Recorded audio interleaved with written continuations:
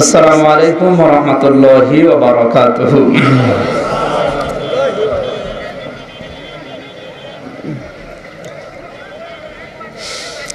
নাহমাদুহু ওয়া নাস্তাঈনুহু ওয়া নাস্তাগফিরুহু ওয়া নু'মিনু বিহি ওয়া নাতাওয়াক্কালু আলাইহি ওয়া নাউযু বিল্লাহি মিন শুরুরি আনফুসিনা ওয়া মিন সাইয়্যাতি আ'মালিনা।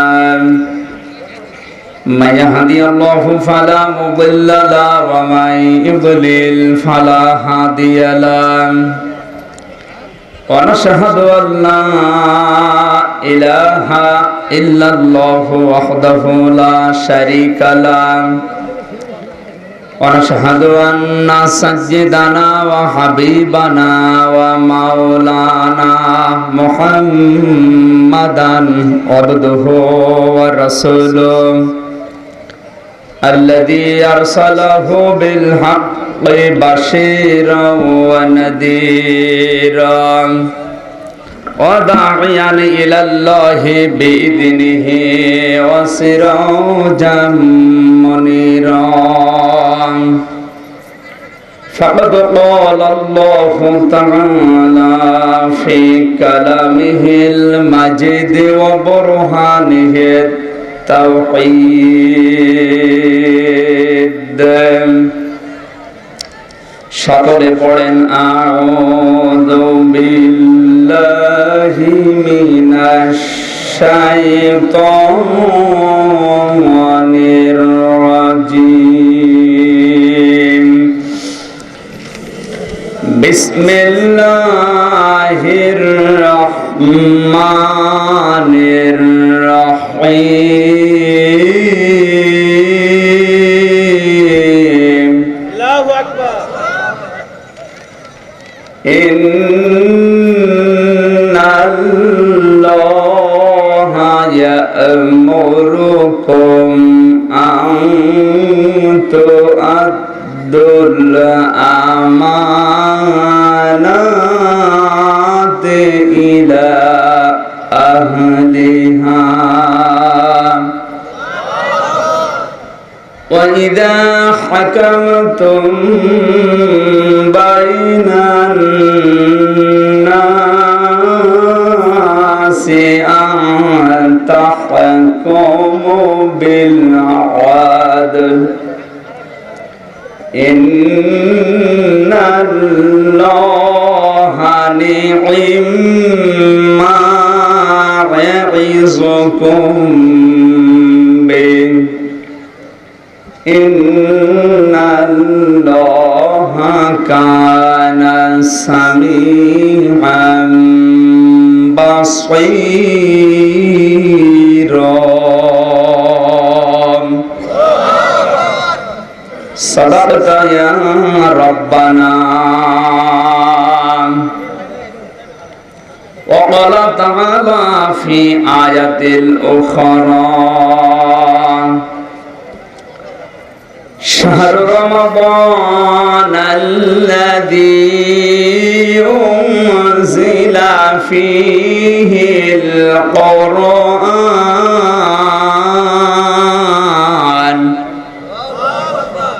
أنزل فيه القرآن هدى للناس وبينات من الهدى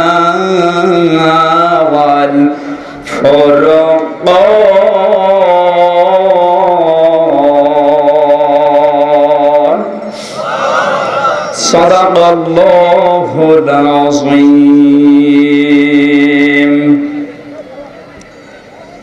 عن أبي هريرة رضي الله تعالى عنه قال قال النبي صلى الله عليه وسلم بلغوا عني ولو آية رواه البخاري. وقال تعالى في شان حبيبي إن الله وملائكته يصلون على النبي يا أيها الذين آمنوا صلوا عليه وسلموا تسليما اللهم صل على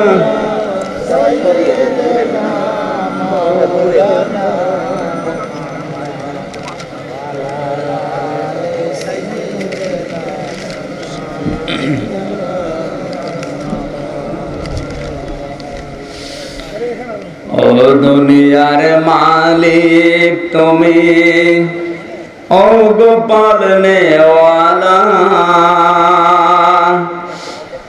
তোমার পানে তুলে সিহাত সহিতে পারি না জানা।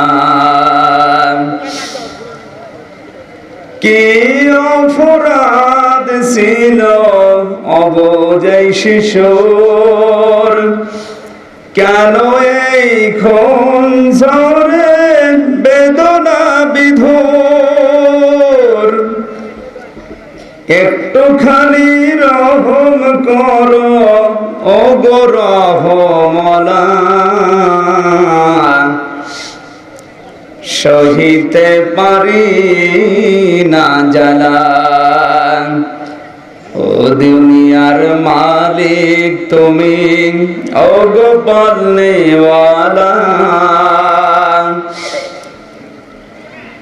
তোমার পানে তুলে সিহাত সহিতে পারি না জ্বালা। আলহামদুলিল্লাহ।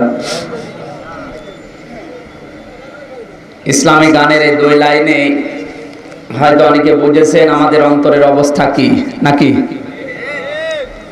কথা বা ভাষা কি বোঝা যায়?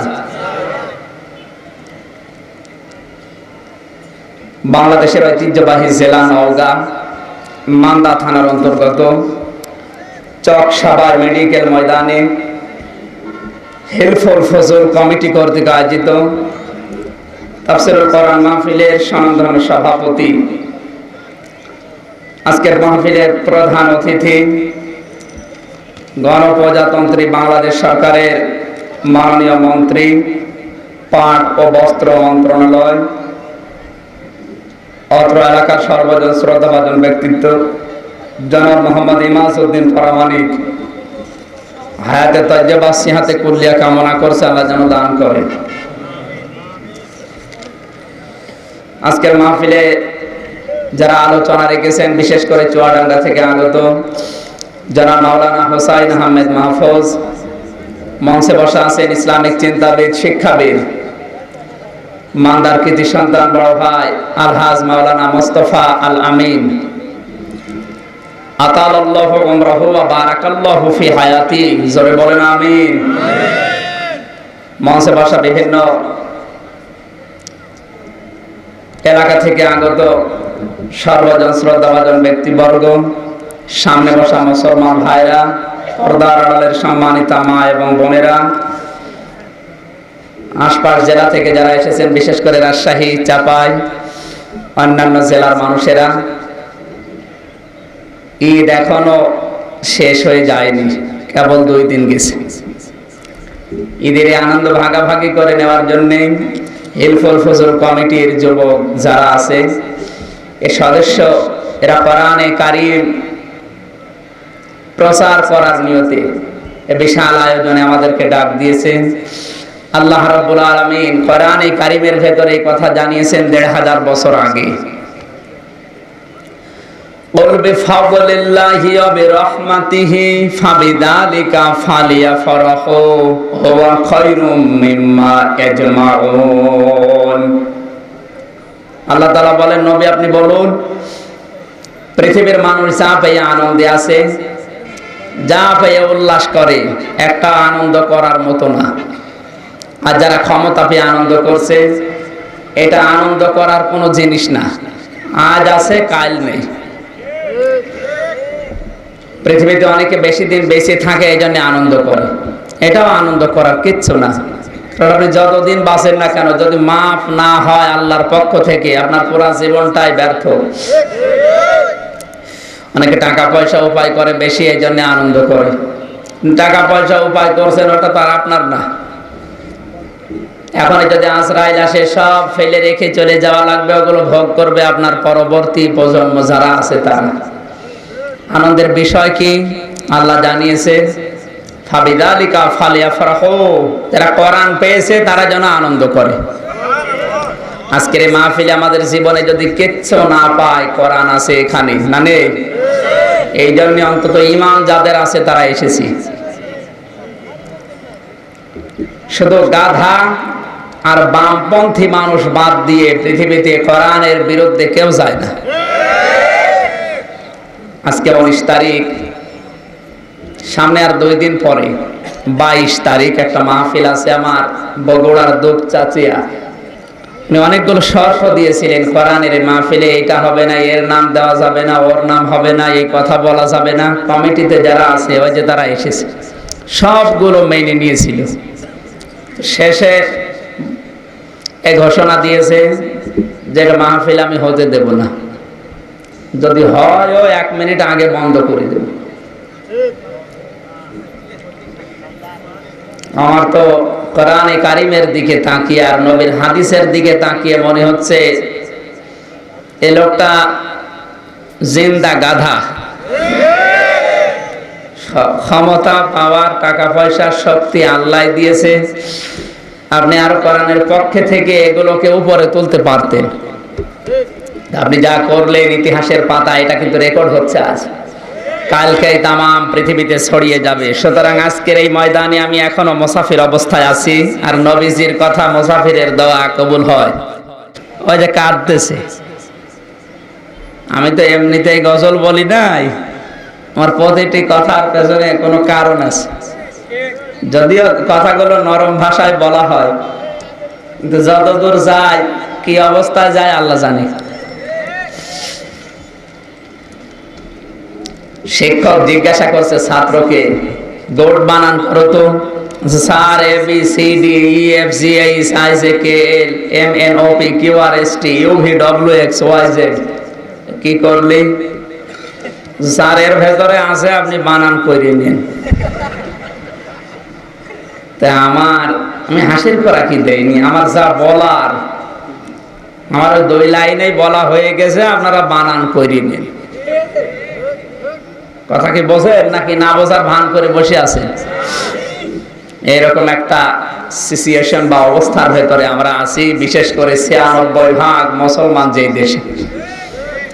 এই মানুষগুলোকে এখনো কন্ট্রোল করা দরকার। আমরা যদি এখনো একজোট না হতে পারি, অন্তত মুসলমান যারা রাম, বাম, নাস্তিক, গাধা এদেশে বেশি না, মাত্র কয়েকজন, তো লাভ ঝাঁপ দেয় বেশি। এই জন্য আমরা মনে করি আল্লাহ রাব্বুল আলামিন কোরআনে জানিয়েছেন, বাতিলের যে শক্তিগুলো চর্মচোখে দেখতে মনে হয় বিশাল পাহাড়ের মতো, আমার বান্দা যারা সত্যিকার অর্থে, তারা যদি সামনে যে আমার নাম নিয়ে দাঁড়ায়, দেখবে মাকড়সার জালের মতো মনে হচ্ছে। ইন্না কায়দা শাইতানি কানা দাঈফা, দাঈফ না দাঈফা দিয়েছে। পৃথিবীতে সব শয়তানের যত চক্রান্ত, সব একেবারেই দুর্বল। সুতরাং আপনি কে কোন দল করেন ওটা আসল বিষয় না। মরণের পরে যদি দলীয় কথা জিজ্ঞাসা করে, সেই দলীয় চিন্তা ভাবনা আপনার ভেতরেও থাকা লাগবে। তাফসীর মাহফিলে, ওয়াজ মাহফিলে, বিভিন্ন ধর্মীয় অনুষ্ঠানে কয়েকটা শর্ত বিশেষ করে দেয় যে রাজনৈতিক কথা বলা যাবে না। আজকে তেলাওয়াতকৃত আয়াত শুনে আপনারা বুঝেছেন এটা রাজনীতির আয়াত। 2 নম্বরে বলা হয় দল বিষয়ে কোনো কথা বলা যাবে না। এখানে যে কথা কোরআনে কারিমে আল্লাহ দল নামে একটা সূরায় দিয়েছেন, একটা দলের কতগুলো বৈশিষ্ট্য। আমি এই যে রাজশাহীর কোন জায়গায় যেন একটা আলোচনা, গাঙ্গপাড়া, এক একটা সূরার ভেতরে কি কি আছে, সূরার সূচিপত্র দিয়ে একটা আলোচনা করেছিলাম। দল হতে হলে কয়েকটা কোয়ালিটি লাগে, কি কি গুণ নিয়ে একটা দল গঠন করা লাগবে। একটা দলীয় লোকের ভেতরে কয়েকটা গুণ থাকবে। আল্লাহ সূরা আহজাব নামে একটা সূরায় দিয়েছেন। আহজাব মানে দল সমূহ, সুবহানাল্লাহ বলতে পারেন না? হিজবুন মানে দল, আহজাব মানে। তা তাহলে দলের কথা যদি কোরআনে থাকে, সূরা আহজাব আপনি কেটে বাদ দিতে পারেন না। আমাকে বলতে নিষেধ করার মানে হচ্ছে আল্লাহকে বাধা দেওয়া। 2 নম্বরে, সংসদ গঠন করার জন্য কি কি কাজ করা লাগবে সেই কথা দিয়ে আমার আল্লাহ একটা সূরা নাযিল করেছেন, নাম দিয়েছেন সূরা সংসদ। আরবি নাম হচ্ছে সূরা শূরা। শূরা মানে সংসদ, অধিবেশন। এরপরে একটা দেশ চালাতে হলে কি কি জিনিস লাগবে ওই দেশের ভেতরে? সর্বপ্রথম লাগবে ওই দেশটা স্বাধীন হওয়া। এই জন্য স্বাধীন সার্বভৌম দেশের গুণাগুণ দিয়ে আল্লাহ একটা সূরা নাযিল করেছেন, নাম দিয়েছেন সূরা মুলক। মুলক মানে রাজত্ব। মুলক মানে কি? আপনি যেগুলো নিষেধ করে সব কথাগুলো কোরআনে আছে। আপনি আমারে নিষেধ করে এ পর্যন্ত নাই, বন্ধ থাকবে। কোরআনে কারিমের এই চিরন্তন কথাগুলো আপনি নিষেধ করেও তাম দুনিয়ার মানুষের কাছ থেকে দূরে রাখতে পারবেন? আরে দায়িত্ব শুধু আমার একার না, দায়িত্ব যারা আছে মানুষ হিসাবে সবার। আমি হাদিস পড়েছি, বাল্লেগো আন্নি ওয়ালা আয়া। বাল্লেগো এটা আমরের সিগা। যত জায়গায় কোরআনে কারিমের নির্দেশক শব্দ আছে সবগুলো বান্দার জন্য মানা, ফরজ না নফল? বান্দা বলতে কি শুধু মুসলমান? কথা একটু বোঝেন, বান্দাকে শুধু মুসলমান? শুধু মুসলমান তো আল্লাহর বান্দা না। হিন্দু কার বান্দা? ইহুদি, খ্রিস্টান, যত জাতি পৃথিবীতে আছে এখন প্রায় 4500-এর উপরে, সবাই বান্দা কার? নবীজি এই জন্য এখানে বাল্লেগো মুসলিমুন দেননি যে মুসলমানেরা প্রকাশ করো বা প্রচার করো। বাল্লেগো আন্নি ওয়ালাউ আয়া। আমার পক্ষ থেকে যদি একটা বাক্যও জানা থাকে। আয়া মানে কি? আয়াত মানে আমরা অনেকে আয়া মানে আয়াত শব্দটা শুনলেই মনে করে কোরআনের আয়াত, নাকি? কথা বলে না কেন? তাহলে প্রচার করা লাগবে। আমার পক্ষ থেকে যদি একটা আয়াতও জানা থাকে, আমার পক্ষ থেকে মানে, কারণ নবীজি নিজের কোনো কথা তো বলেননি যতক্ষণ আমার আল্লাহ তাকে কথা না জানিয়েছে। সুতরাং নবীর কথাই হচ্ছে কার কথা? আরো জোরে বলা লাগবে। কি পেলেন এই শব্দগুলো থেকে? আকিমুস সালাত, নামাজ কায়েম করো। আতুজ যাকাত, যাকাত দিয়ে দাও। সামর্থ্য থাকলে, টাকা পয়সা থাকলে হজ করো। কুতিবা আলাইকুমুস সিয়াম ফামান শাহিদা মিনকুমুশ শাহরা ফালিয়াসুমহু। কোন মানুষ যদি রমজান মাস পেয়ে যায় সে যেন অবশ্যই রোজা রাখে। এগুলো সব নির্দেশ। সব কি? তাহলে নামাজ পড়া যেমন ফরজ, রোজা করা যেমন ফরজ, সম্পদ থাকলে যাকাত দেওয়া যেমন ফরজ, সামর্থ্য থাকলে হজ করা যেমন ফরজ। বাল্লেগো আন্নি ওয়ালাউ আয়া। আপনি যে অবস্থায় থাকেন না কেন কোরআনের কথা জানলে প্রচার করা ফরজ। কথা মনে হয় এখনো ক্লিয়ার হয়নি। এটা দায়িত্ব কি শুধু আমির হামজার? আরো জোরে বলেন। মোস্তফা আলামিনের? কার? সবার। বাল্লেগো এর ভেতরে আপনিও আছেন। কোরআন শুনতে যারা আসলাম, ফাবিদালিকা ফালিয়াফরাহু, আনন্দ করা লাগবে কোরআন নিয়ে। কোরআনের সাথে যার সম্পর্ক পাবেন ওখানে আপনি যে আনন্দ করবেন। ঈদের সম্পর্ক কোরআনের সাথে, হাদিসের সাথে। কিসের সাথে? আরো জোরে বলা লাগবে। ঈদ আর যদি ও কাজ মেলা এক হয়ে যেত, আমরা কি ঈদ পালন করতাম? আরো জোরে বলেন। ঈদ পালন করি কেন? কারণ এর সম্পর্ক আল্লাহর সাথে, রাসূলের সাথে। বিবাহ অনুষ্ঠানে আনন্দ করা যায় যাচ্ছে ওই বিয়েতে, যে বিয়ে রাসূলের কায়দায় দেওয়া হয়। আমাদের যে বিয়ে রাসূলের কায়দা বাদ দিয়ে, কায়দা হচ্ছে কুমারের। সুতরাং বিয়ে অনুষ্ঠানে আপনি আনন্দ করতে পারেন ওই বিয়েতে যে বিয়ে রাসূলের নিয়ম নীতি মেনে করা হয়। পোশাক আশাক পরে মানুষ আনন্দ করে, যে সুন্দর লাগে, কিন্তু ওই পোশাক পরে আনন্দ করা লাগবে যে পোশাক পরলে আল্লাহ রাব্বুল আলামিন এবং তার রাসূলের কথা মনে হয়।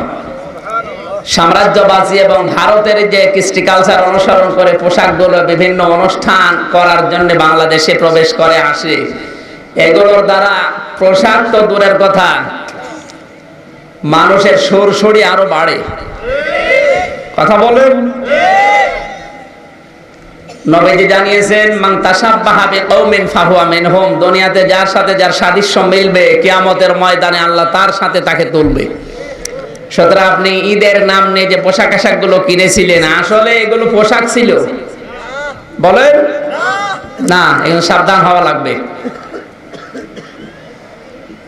সম্পর্ক কোরআনের সাথে আজকের এই মাহফিলের আছে, এই জন্য আমরা সবচেয়ে বেশি আনন্দিত। হুয়া খায়রুম মিম্মা ইয়াজমাউন, তামাম দুনিয়া যা পেয়েছে ওগুলো সব অস্থায়ী, একটাও স্থায়ী না। স্থায়ী কেবলমাত্র কোরআন শরীফ। কি বলেন তো? আরো জোরে বলেন কি? এটা এখন আছে, কিয়ামত পর্যন্ত এটা থাকবে, কিয়ামতের পরেও থাকবে কোরআন শরীফ। সুতরাং আনন্দ করবেন এখন থেকে কি নিয়ে?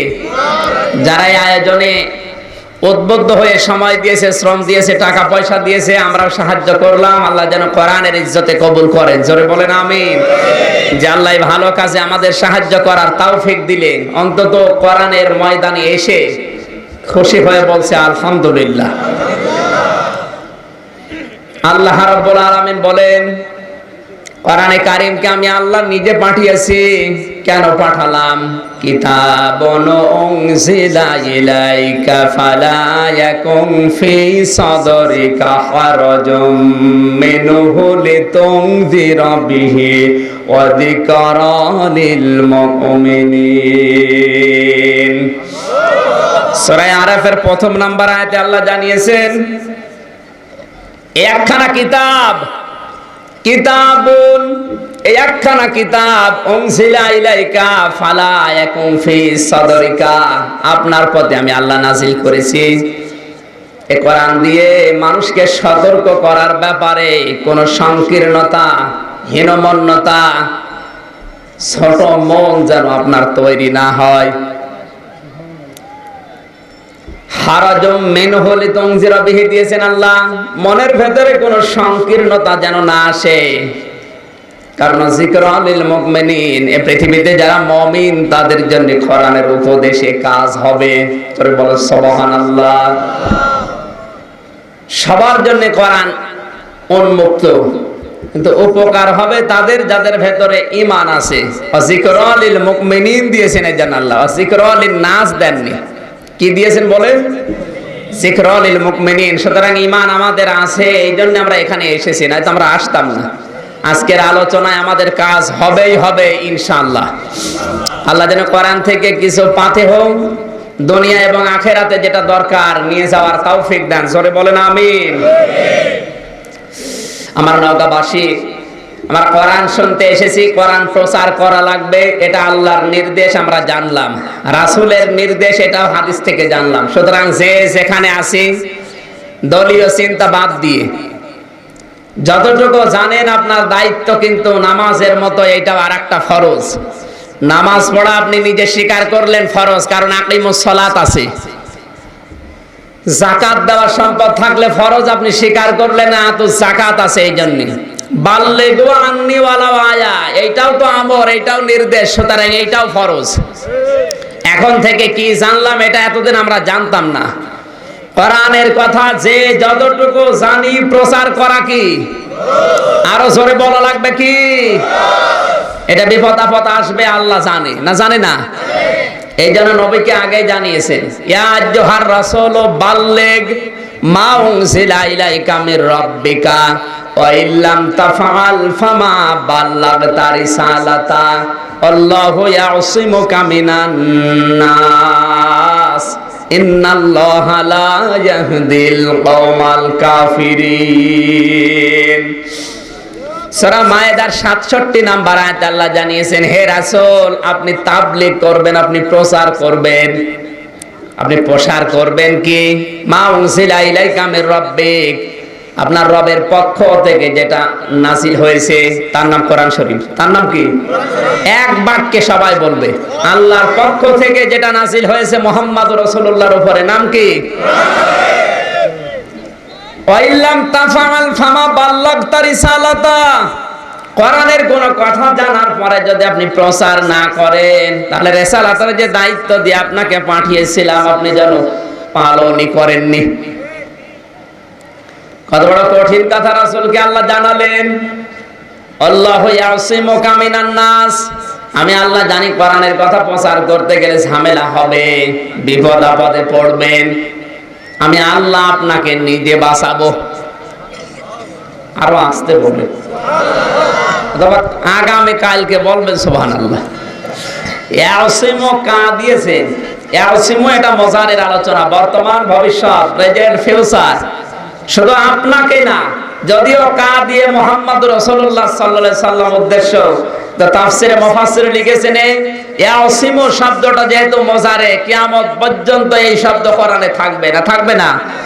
সুতরাং কিয়ামত পর্যন্ত যারা কোরআনে কারিমের কথাগুলো প্রচার করবে তাদেরকে আল্লাহ নিজে কুদরতি ভাবে বাঁচাবে।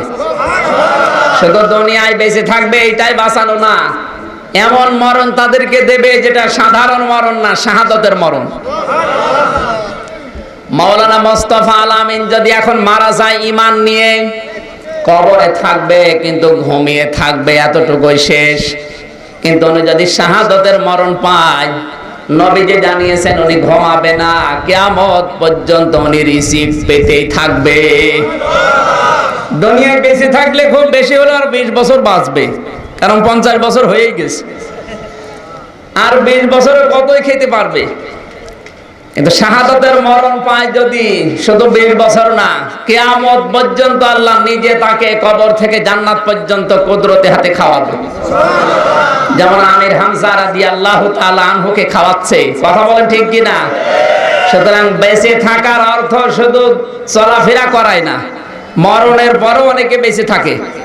বিশেষ করে যারা শহীদ হয় তারা বেঁচে থাকে কিয়ামত পর্যন্ত, কিয়ামতের পরেও তারা বেঁচে থাকবে জান্নাতের ভেতরে। শাহাদাতের মরণ দিয়ে আল্লাহ তাদেরকে ধন্য করবে। এই পৃথিবীতে যারা কোরআনে কারিম প্রচার করবে, ওদের শেষ শর্ত দিয়েছিল আমির হামজা যেন না আসে। কেন? উনি একটা দল করে। তুমি আর কোন শর্ত দিতে দিতে কিছু পাওনি, এখন এই দোষদার।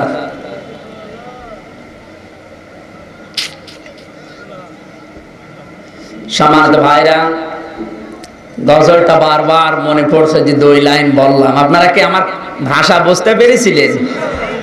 অনেক জ্বালা নিয়ে এই 2 লাইন বলেছি। বাকি আরো বলতে পারতাম, কিন্তু আর পারলাম না, এত জ্বালা আমার এই অন্তরে। আল্লাহ রাব্বুল আলামিন তার রহমত দিয়ে যেন এই জ্বালাগুলো মিটিয়ে দেন। জোরে বলেন আমিন। এখন থেকে এই সিদ্ধান্তে উপনীত হওয়া লাগবে, আমি যতটুকু জানি, আয়াত বলতে কোরআনের আয়াত হোক আর রাসূলের হাদিস হোক, যতটুকু জানি এটা প্রচার করা নামাজের মতোই ফরজ। নামাজ পড়া যেমন ফরজ, রোজা রাখা ফরজ, হজ করা ফরজ, যাকাত দেওয়া ফরজ, কোরআনের কথা জানলে প্রচার করা। এটা যদি আওয়ামী লীগ হয় তাও, বিএনপি করে তাও, জাতীয় পার্টি করলে তাও, জামাত ইসলাম করলে তাও। এই কথা বলে না কেন? এই কথা মনে রাখবেন আপনারা। কারা কারা আমল করবেন আজকে থেকে দেখি? লিল্লাহি তাকবীর।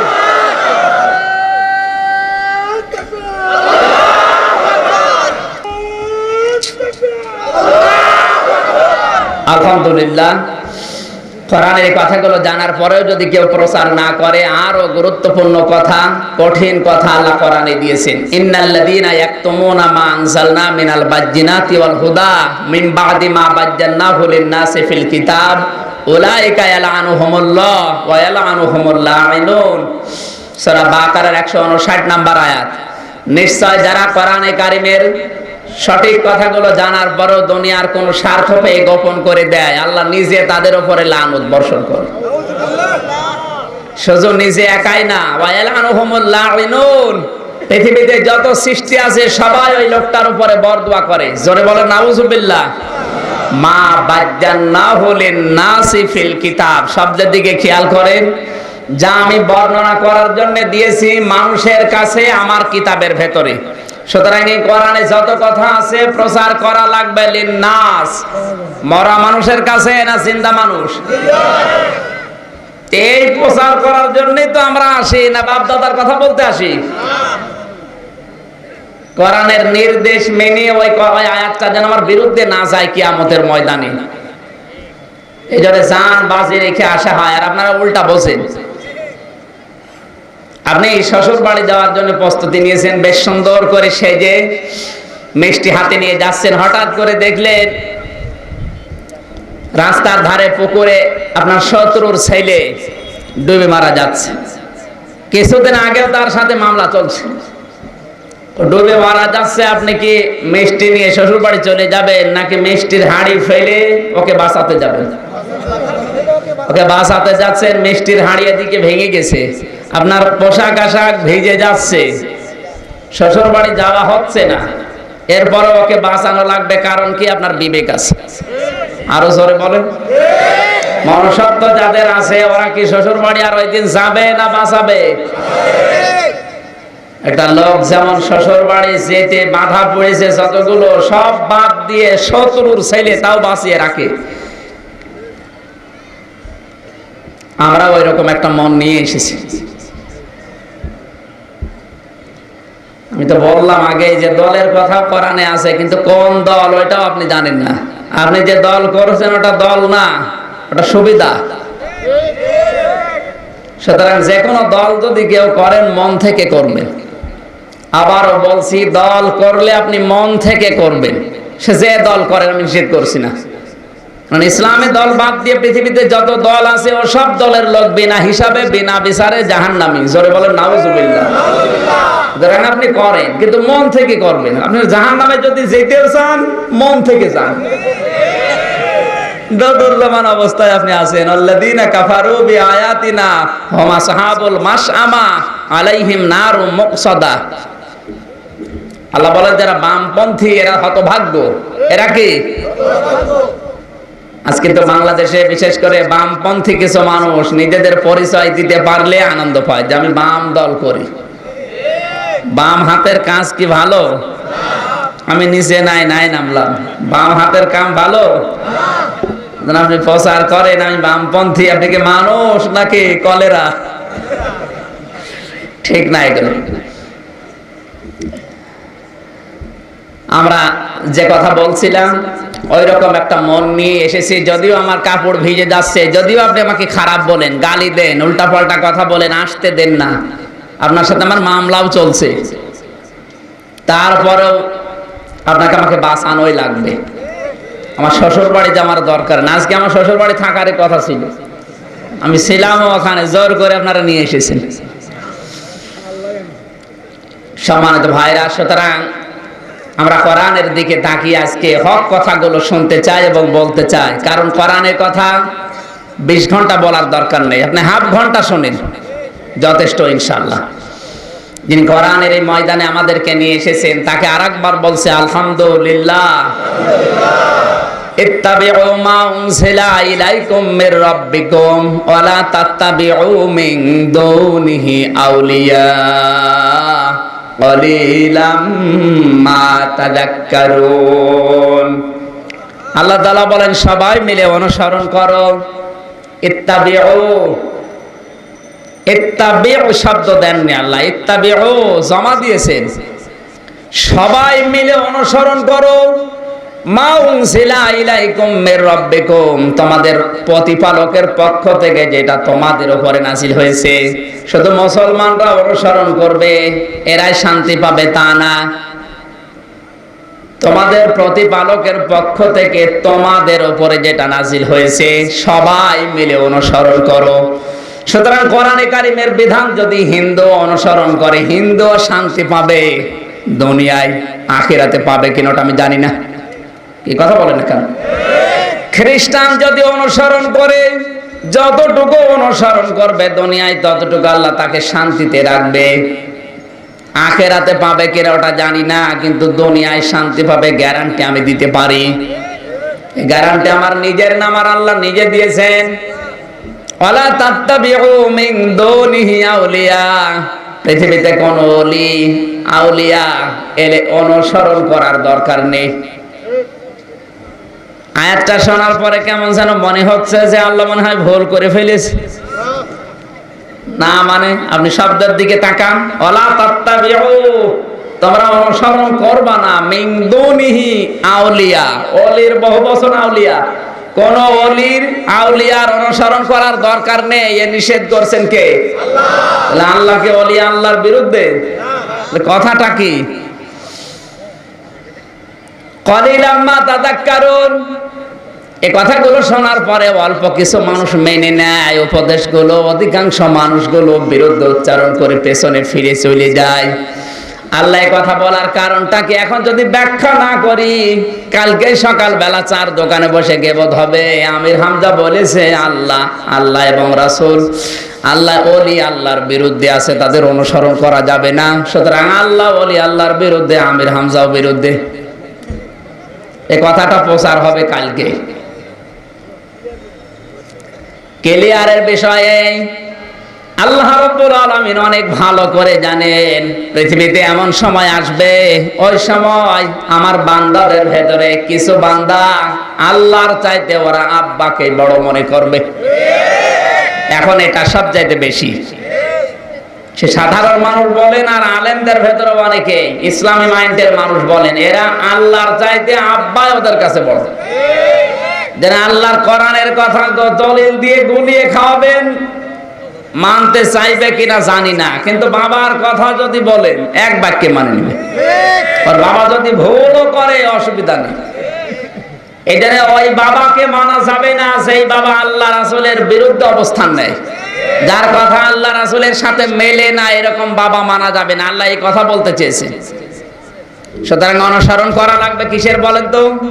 কোরআনের। কোরআনের সাথে যদি আপনার বাবার মিল থাকে ওইরকম বাবাকে মানা যাবে। যে বাবার কোরআনের সাথে মিল নেই, হাদিসের সাথে মিল নেই, ওটা যদি আপন বাবাও হয় মানা যাবে না। আরো জোরে বলা লাগবে। হযরত ওমর তার বাবাকে মানেননি, কারণ বাবা ছিলেন কোরআন এবং রাসূলের বিরুদ্ধে।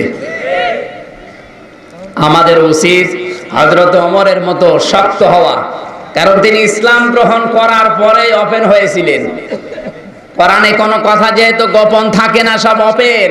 এজন্য যারা কোরআনের কাছে আসে এত অত্যাচার জুলুম নির্যাতন স্বীকার করার পরেও এরা গোপন থাকে না। অত্যাচার নির্যাতন শেষ করে ছেড়েছে, আবার ধরে জিজ্ঞাসা করে, আবার কোরআনের পক্ষে অবস্থান নেওয়ার কথা জানায়। কারণ তারা যখনই কোরআনের কাছে এসেছে জানে আল্লাহ বলেন কোরআনের ভেতরে কোনো বক্ষতা, কোনো গোপন কথা, কোনো সংকীর্ণতা আমি আল্লাহ দেইনি, যা আছে সব ওপেন কথা। হযরত ওমর মুসলমান হওয়ার পরে জিজ্ঞাসা করেছিলেন, হে রাসূল কোরআন সত্য না মিথ্যা? নবীজি বলেন সত্য। হযরত ওমর বলেন, তাহলে এই সত্য কথা আর গোপনে থাকবে না, আপনি আমাকে অনুমতি দেন, আমি কোরআনের পক্ষে একটা মিছিল করব। কয়েকজন সাহাবীকে নিয়ে তিনি একটা মিছিল দিলেন। মক্কা শরীফে যারা ওই সময় ছিল কাফের মুশরিকেরা চিন্তা করে এত বড় বুকের পাঠাকার, কাবার চত্বরে আল্লাহু আকবার তাকবীর দেয়, জালানা দরজা খুলে তাকিয়ে দেখে হযরত ওমর মিছিলের সামনে। তাড়াতাড়ি দরজা বন্ধ করে বলে দরকার নেই, ওর সামনে গেলে মাথা থাকবে না। আল্লাহু আকবার। আমার মনে হচ্ছে আজ যদি বাংলার 64 জেলাতে এরকম 64 জন ওমরের মতো মানুষ তৈরি হয়, এই যে লোকটা কোরআনের বিরুদ্ধে অবস্থান নিয়ে হওয়া মাহফিল বন্ধ করে দিচ্ছে, এই মানুষগুলো বন্ধ করার দুঃসাহস আর দেখাতো না। কথা বলেন ঠিক কিনা? সুতরাং একটু শক্ত হওয়া লাগবে, একেবারে গম নরম জাতাও ঢিলা হলে তো সমস্যা।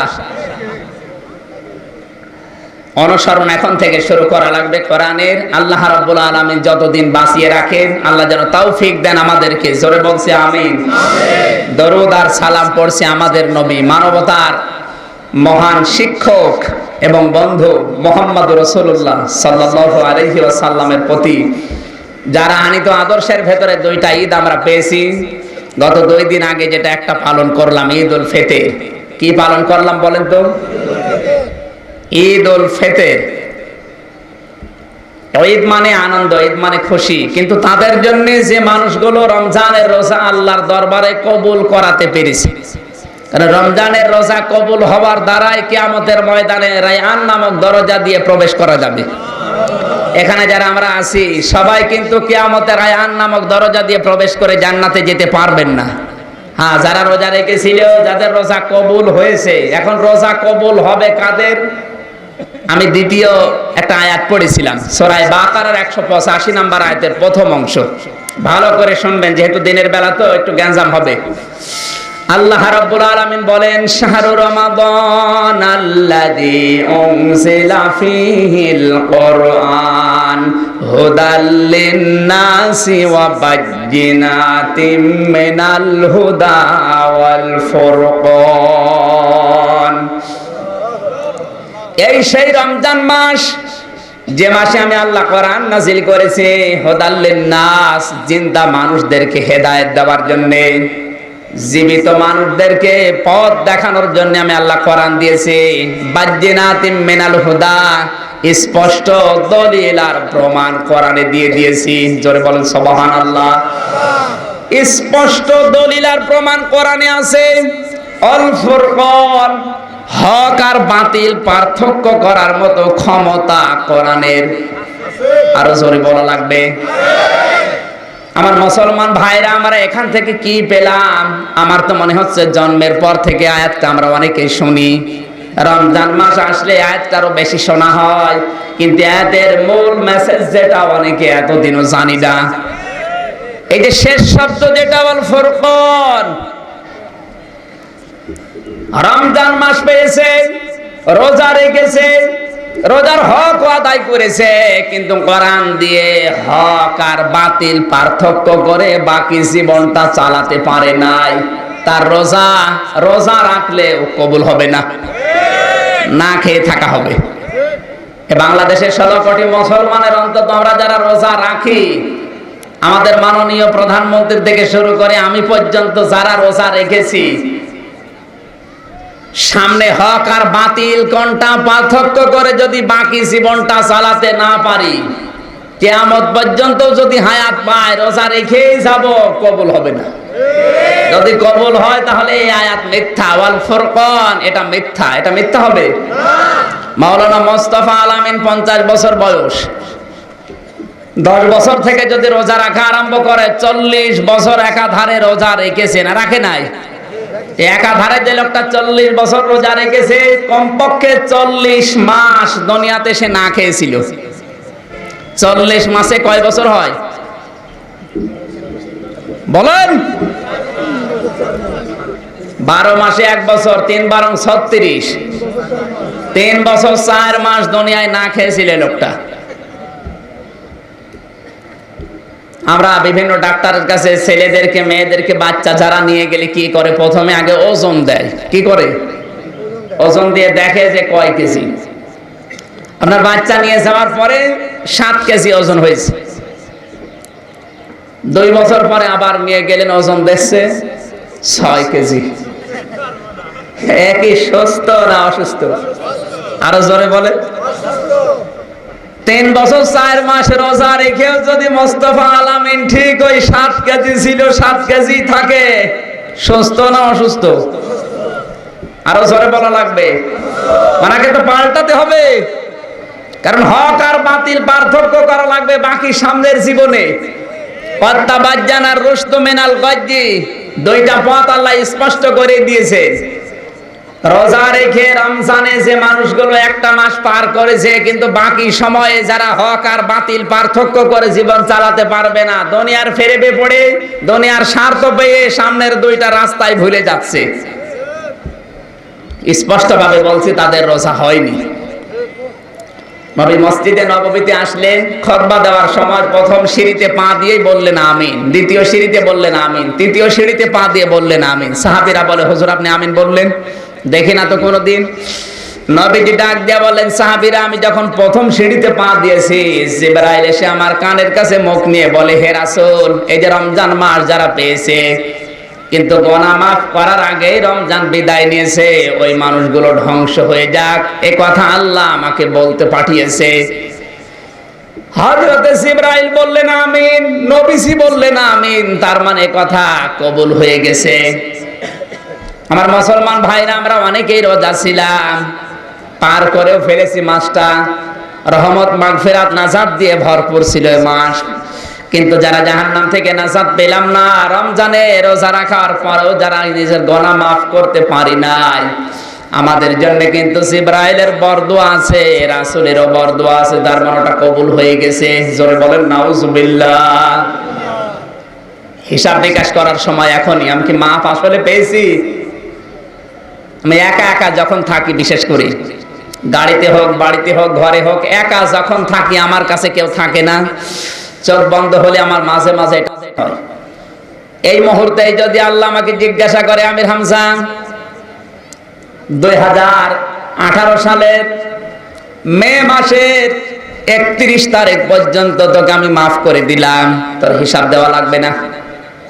শুধু জুন মাসের 1 থেকে 19 তারিখ, এই 19 দিনের হিসাব দিয়ে তুই জান্নাতে চলে যা। আমার তো মনে হয় 19 দিনের হিসাবও আমার দ্বারা দেওয়া সম্ভব না। আপনি পারবেন? এত আসতে বলবেন, আপনাদের তো হিসাব সব ঠিক করা আছে। এই টেন্ডেন্সি যতদিন পর্যন্ত না হবে, মানুষের ভেতরে তৈরি না হবে, সৃষ্টি না হবে, ততদিন পর্যন্ত মানুষ অপরাধ মুক্ত হতে পারবে না। ঈদের দিন হযরত ওমর ঈদগাহে তিনি ইমাম ছিলেন। মুসল্লিরা এসে গেছে, কিন্তু হযরত ওমর আসে না। মুসল্লির ভেতরে ছিল হযরত আবু হুরায়রা। চিন্তা করলেন, ইমাম সাহেব কই, আমরা তো এসে পড়েছি। ইমাম সাহেবের বাড়িতে গেলেন, হযরত ওমরের বাড়িতে যেয়ে দেখেন কান্নার আওয়াজ আসে। আওয়াজ দিলেন, ভেতর থেকে আওয়াজ এলো, কে? বলে আমি আবু হুরায়রা এসেছি। দরজা খুলে দেওয়ার পরে দেখে হযরত ওমর সেজদা দিয়ে কাঁদতেছে, দর দর করে পানিগুলো পড়ে, দাড়ি ভিজে মাটিতে পড়ে। হযরত আবু হুরায়রা জিজ্ঞাসা করলেন, খলিফাতুল মুসলিমিন, আজ ঈদের দিন, সবাই আনন্দে আছে, আপনি একজন ইমাম, ঈদগাহে নামাজ পড়াবেন না, এসে এখন কান্নাকাটি করেন, কারণ কি? হযরত ওমর ডাক দিয়ে বলে, আবু হুরায়রা, আজকে ঈদ মানে খুশি আমিও জানি, কিন্তু খুশি তাদের জন্য যাদের 30টা রোজা কবুল হয়ে গেছে। আমি ওমর এখনো পর্যন্ত জানতেই পারলাম না যে আল্লাহ আমাকে মাফ করেছে কিনা, আমার রোজাগুলো কবুল হয়েছে কিনা। যদি কবুল না হয়, আমি রায়্যান নামক দরজা দিয়ে আল্লাহর জান্নাতে যেতে পারবো না। আল্লাহ আমাকে যদি মাফ না করে, আমার আনন্দ করার কিচ্ছু নেই। তাদের টেন্ডেন্সি ছিল, চিন্তা ছিল এই, আর আমাদের তো ওইসব নেই। আমরা দেখেছি ঈদের দিন, এই বিশেষ করে বাংলাদেশে আর ভারতে আর পাকিস্তানে যারা রোজা রাখে না, তাদের আনন্দ আরো বেশি। অনেকে রোজা না রেখে ইফতারি করেছে। রোজা রাখি না, এক গুনাহ করি, ইফতারি না করি আবার কবিরা গুনাহ করব। রোজা যারা রাখে না, ওরা ঈদের সামনে যে কাতারে যায় নামাজ পড়ে জিকির করছে। আরে ভাই, আপনার তো ঈদের নামাজই আপনার জন্য না।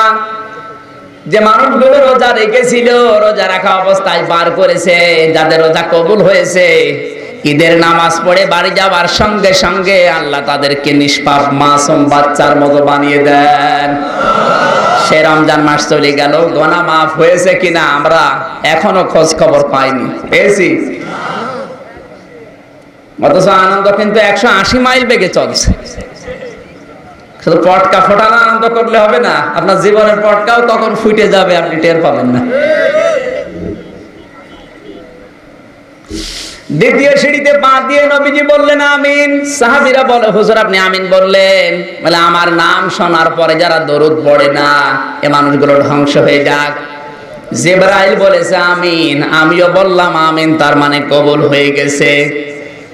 আমরা বিশেষ করে হাদিসের মর্ম অর্থ যতটুকু জানি, যে মুহাম্মদ শুনলে সাল্লাল্লাহু আলাইহি সাল্লাম পড়া লাগে না, শুধু এতটুকুই নবীজি বলতে চাননি।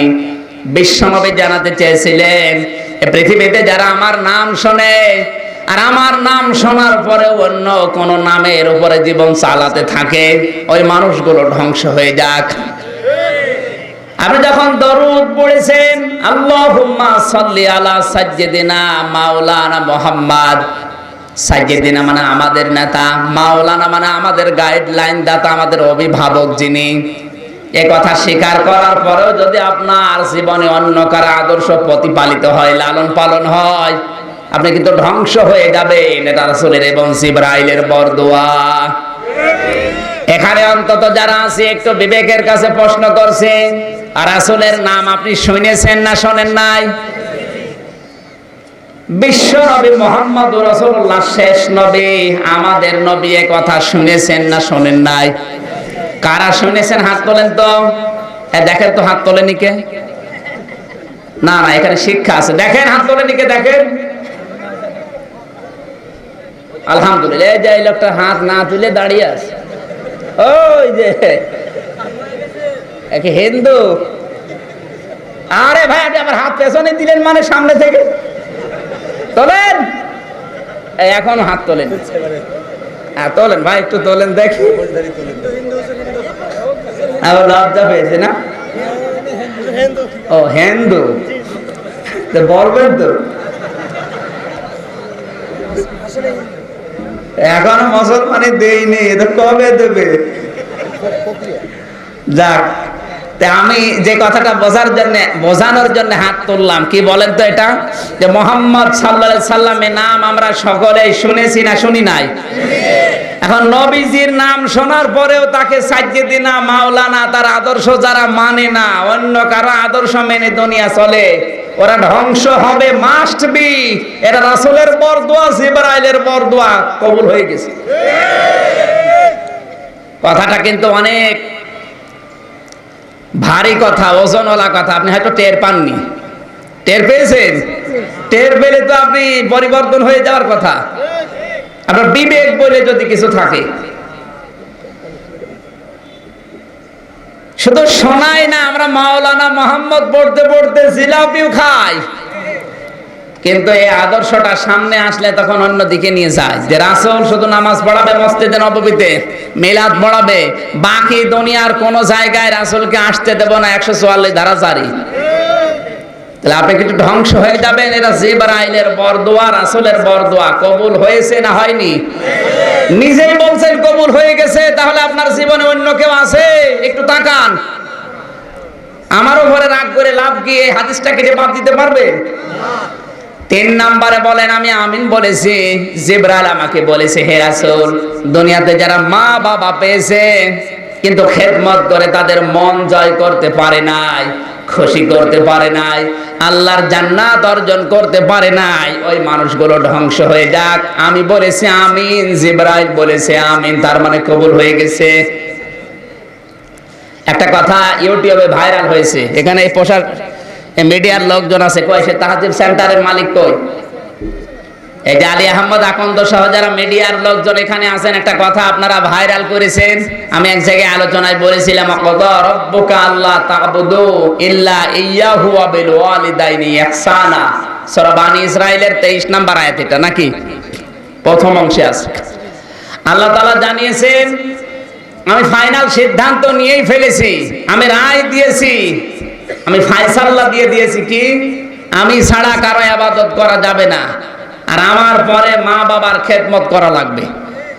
তাহলে আল্লাহর ইবাদত করা, আল্লাহর আইন মানা ফরজ, কিন্তু মা বাবার ইবাদত করা বা তাদের আইন মানা ফরজ না। এই কথাটাকে মিডিয়ার লোকজন ভাইরাল করে ছেড়েছে আমির হামজা মা বাবার বিরুদ্ধে। শয়তানও বিশ্বাস করবে। তা আপনারা শোনার পরে বিশ্বাস করেন, কারণ কি? যেগুলো দেখবেন ইসলামের বিরুদ্ধে কোনো কথা ওরা কাটছাট করে ছাড়ে, বুঝবেন এটা ওদের নিজেদের ব্যবসার জন্য। মিডিয়ার উপরে ছেড়ে দিয়েছে আমির হামজার সুন্দরী বউ। আমার বাপ, আপনি দেখেছেন? ওদের টাকা উপায় হয়, এই জন্য এগুলো করে, কারণ ভিউ হলে ওদের টাকা আসে, আমার তো কোনো লাভ নেই, আমার বাস যায়। মানুষ উল্টা পাল্টা ধারণা করে। এখানে যারা এসেছেন এগুলো একটু কাটছাট করে এইভাবে ছাড়বেন না, যাতে আমি কালার হয়ে যাই জাতির কাছে। আল্লাহর আইন মানা ফরজ, কিন্তু মা বাবার আইন মানা ফরজ না, মা বাবার খেদমত করা ফরজ। কথা বোঝা গেছে? কারণ মাঝখানে ওয়া আছে, ওয়াবিল ওয়ালিদাইনি ইহসানা। আল্লাহর আইনের ক্ষেত্রে কোনো কম বেশি নেই, যেখানে যে আইন আছে আপনাকে মানা লাগবে, কারণ আল্লাহর আইন মানা, আল্লাহর হুকুম মানা কি? কিন্তু মা বাবার হুকুম মানা ফরজ না, তাদের সেবা করা ফরজ, ওই হুকুম মানা ফরজ যেটা আল্লাহ রাসূলের সাথে মিলে যায়। কারণ কোরআন শরীফের ভেতরে যত জায়গায় আপনি মা বাবার নাম পাবেন, তত জায়গায় আল্লাহ নিজে ব্যাখ্যা দিয়েছেন। কত মানুষের নাম তো কোরআনে আছে, কিন্তু এত ব্যাখ্যা আপনি পাবেন না। যত জায়গায় মা বাবার নাম আমি পেয়েছি, এত জায়গায় ব্যাখ্যা পেয়েছি। ইয়াসআলুনাকা মাযা ইউনফিকুন কুল মা আনফাকতুম মিন খায়রিন ফালিল ওয়ালিদাইনি ওয়াল আকরাবিন ইলা আখিরি আয়াত। আল্লাহ রাব্বুল আলামিন বলেন, হে নবী, মানুষ যদি প্রশ্ন করে টাকা পয়সা খরচ করব কোন জায়গায়, আপনি বলেন ভালো জিনিসটা খরচ করো। কি জিনিস? আপনি যদি দ্বীনের জন্য, ইসলামের জন্য, কোরআনের জন্য, মানবতার জন্য কিছু খরচ করে আল্লাহর কাছে কিছু পেতে চান, তাহলে আপনার জীবনের সবচাইতে উত্তম যেটা, ওইটা দেওয়া লাগবে। মসজিদে টাকা দেওয়ার সময় আমরা দেখেছি যেটা অচল, চলে না, ছিড়া, ওইটা দিয়ে দেয়, যা কমিটি নিয়ে মরুক। আপনার তো দেওয়ার দরকার ছিল যেটা আপনার কাছে পছন্দ হয়, যেটা চলে, আপনার কাছে ভালো লাগে, ওই জিনিসটা দিয়ে দেওয়া। কারণ কিয়ামতের ময়দানে ওইটাকে আপনার আল্লাহ বড় করে দেখাবে। জোরে বলেন সুবহানাল্লাহ। এখানে প্রথম শব্দ কুল মা আনফাকতুম মিন খায়রিন। নবী আপনি বলেন সবচাইতে ভালো জিনিস যেগুলো, ওগুলো খরচ করো। আর ভালো জিনিসগুলো খরচ করবা কার জন্য? ফালিল ওয়ালিদাইন, এক নম্বরে মা বাবার জন্য। কার জন্য? পিতা মাতার জন্য। যদি আপনি সামর্থ্য অনুযায়ী খরচ করেন, এই খরচটা শুধু খরচ থাকে না, এটা সাদগা হয়ে যায়। আরো আসতে বলেন ভাই। এখানে যারা সন্তান আমরা আছি, যে যেই বয়সের আছে, যতটুকু বয়স আপনার হয়েছে, আপনি যদি উপায় করা শিখেন, কামাই করা শিখেন, আপনার প্রথম টাকা খরচ হবে মসজিদের জন্য, মাদ্রাসার জন্য, এতিমের জন্য না, আপনার টাকা প্রথমে খরচ করা লাগবে ফালিল ওয়ালিদাইন, মা বাবার জন্য। কারণ এদের জন্য আপনি দুনিয়ার মুখ দেখলেন। চাকরির প্রথম টাকা, ব্যবসার প্রথম টাকা নিয়ে এসে মা বাবার জন্য খরচ করা লাগবে। যদি ওরা না থাকে, আপনার খালা খালু আছে তাদের জন্য, এরা যদি না থাকে, মা বাবার বন্ধু বান্ধবী আছে তাদের জন্যও দেওয়া লাগবে। কিন্তু আমরা প্রথম কিছু হলে ওগুলো আগে দিয়ে আসি, হয় এতিমখানায় না লিল্লা বোর্ডিং এ। এই নিয়মটা ইসলামের না, আল্লাহ নিজে একটা একটা করে সিরিয়াল দিয়েছেন। ফালিল ওয়ালিদাইনি ওয়াল আকরাবিন, এরপরে 2 নম্বরে আপনার নিকট আত্মীয় স্বজন যারা। অনেকে যাকাতের টাকা, দানের টাকাগুলো, এই যে সাদকা ফিতরা যেগুলো দিলেন, এগুলো দেওয়ার জন্য অনেকে লিল্লা বোর্ডিং আর এতিমখানা কোথায় আছে খুঁজে বেড়ায় না। আল্লাহ নির্ধারিত নিয়ম দিচ্ছেন, প্রথমে দেখবে তোমার নিকট আত্মীয়র ভেতরে এগুলো পাওনাদার কেউ আছে কিনা। নিকট আত্মীয় বলতে আপনি যাকাতের টাকা যদি নিজের আপন ভাইকে দেন, ও কিন্তু নিতে চাইবে না, ছোট মনে হবে তার কাছে, অপমান হবে। আপনি কি করে দেবেন তার কাছে? 2 লাখ টাকা আপনার যাকাতের টাকা আছে, বিভিন্ন জায়গায় দিয়েছেন, কিন্তু আপনার ভাই ও এত গরিব, তাকেও যাকাতের টাকা দেওয়া যায়। এখন যদি 50,000 টাকা নিয়ে বলেন ভাই যাকাত দিলাম, অত সম্মান বাড়বে নাকি? এখন কি করবেন আপনি? গভীর রজনীতে তার কাছে গিয়ে টাকাটা দিয়ে বলেন, ভাই আপনার সংসার চলে না, আপনি চালান, আমার তো অনেক আছে, আপনাকে দিয়ে দিলাম। আপনি যদিও যাকাতের টাকা দিচ্ছেন, বলার দরকার নেই যা যাকাত দিলাম। কথা বোঝা যাচ্ছে? কারণ 2 নম্বরে সিরিয়াল আপনার নিকট আত্মীয়র ভেতরে যারা আছে তারা আসে, ভাই হোক, বোন হোক, চাচাতো ভাই, মামাতো ভাই, ফুফাতো ভাই, যাই হোক। 3 নম্বরে ওয়ালিয়াতামা ওয়াল মাসাকিন, আপনি সাবিল একটা একটা করে সিরিয়াল আল্লাহ নিজে করেছেন। সুতরাং মা বাবার নাম যেহেতু প্রথমে, হিসাব নিকাশ করে বাকি জীবন আমাদের চালানো লাগবে। একটা শাওয়াল মাস চলছে না, এটা শাওয়াল মানে কি? শাওয়াল মানে প্রশ্ন করা। শাওয়াল মানে কি? আরে ভাই আজকে না, কালকে বলবেন। শাওয়াল মানে কি?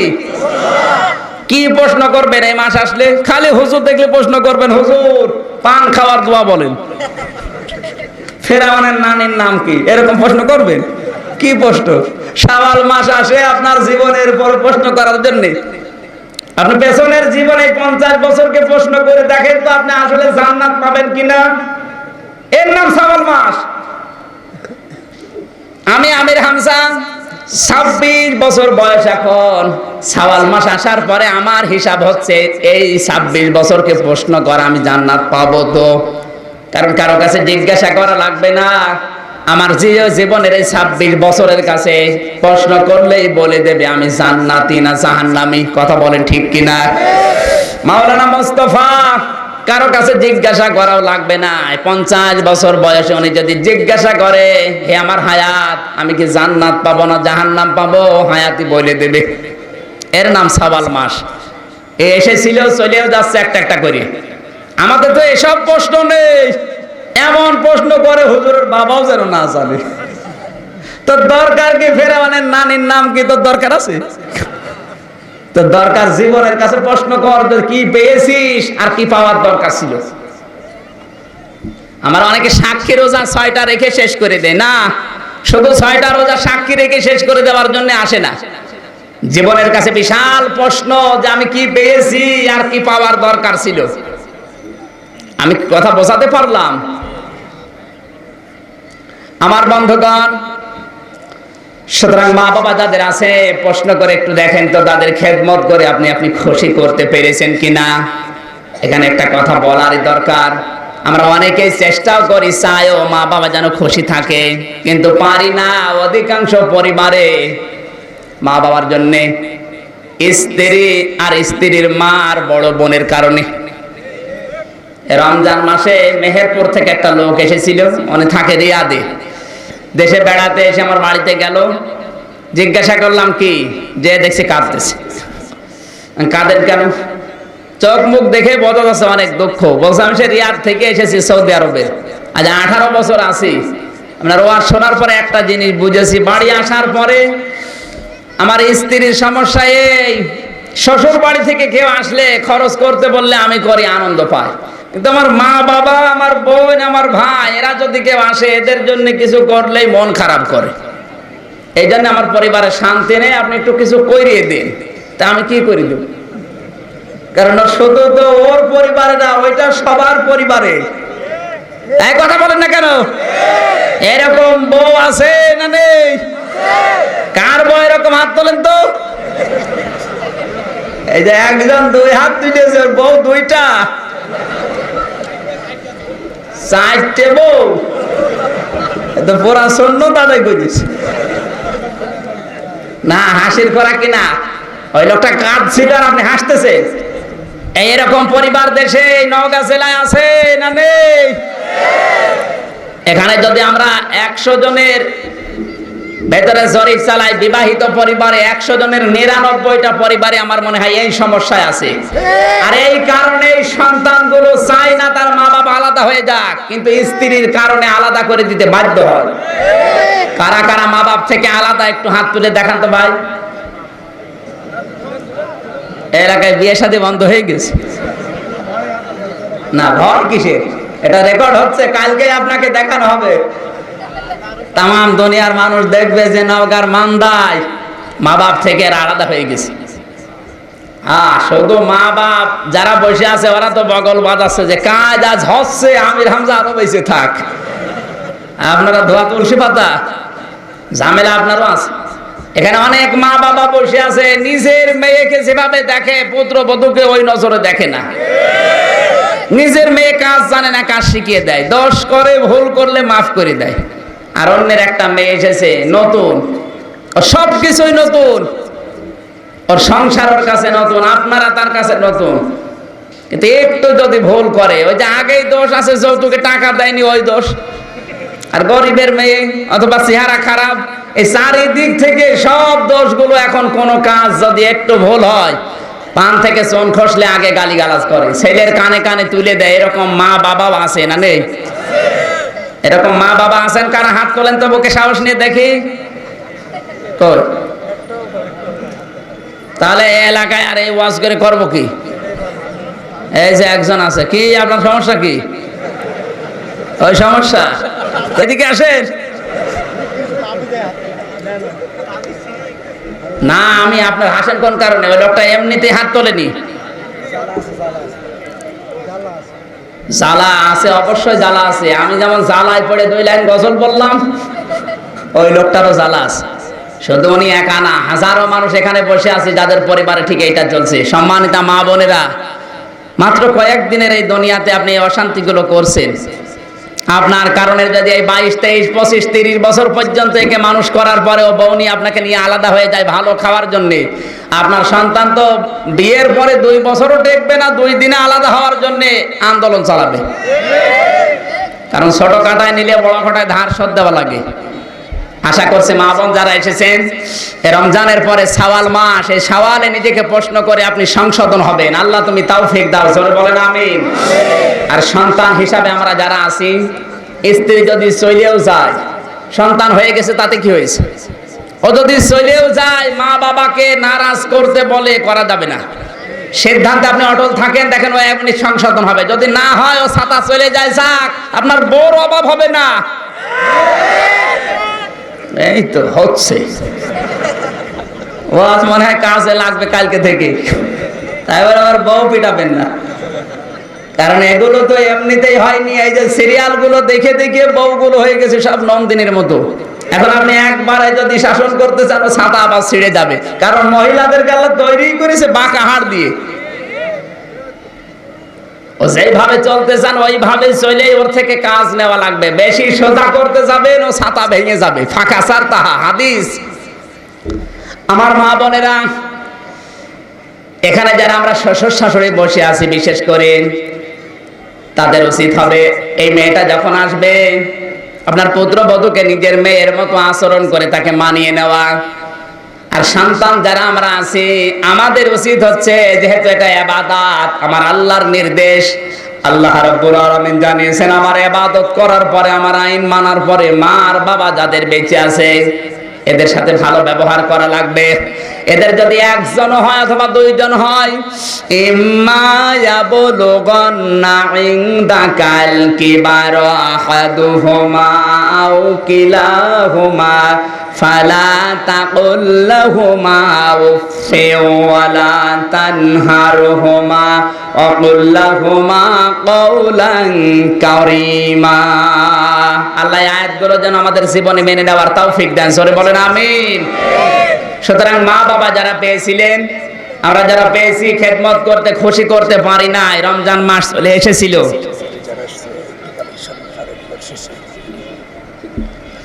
তাহলে আমাদের উচিত হচ্ছে রমজান মাসের এই শিক্ষা নিয়ে অন্তত মা বাবার সাথে আচরণ ভালো করে জান্নাত অর্জন করা চেষ্টা করা। আল্লাহ তুমি তৌফিক দাও, জোরে বলেন আমিন। আমরা রমজান মাসের এই শেষ হওয়ার পরে শাওয়াল মাসের প্রথম দিকে তেলাওয়াত করেছি একটা কোরআনে কারীম থেকে আয়াত, সূরা নেসার 58 নম্বর আয়াত। কত নম্বর বলেন তো?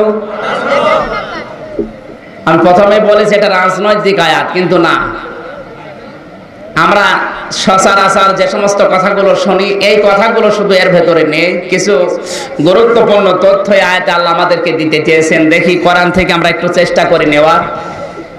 ওঠাওঠি একটু বন্ধ করেন, যারা আছেন অন্তত একটু শুনে যান, কাজে লাগবে আয়াতটা।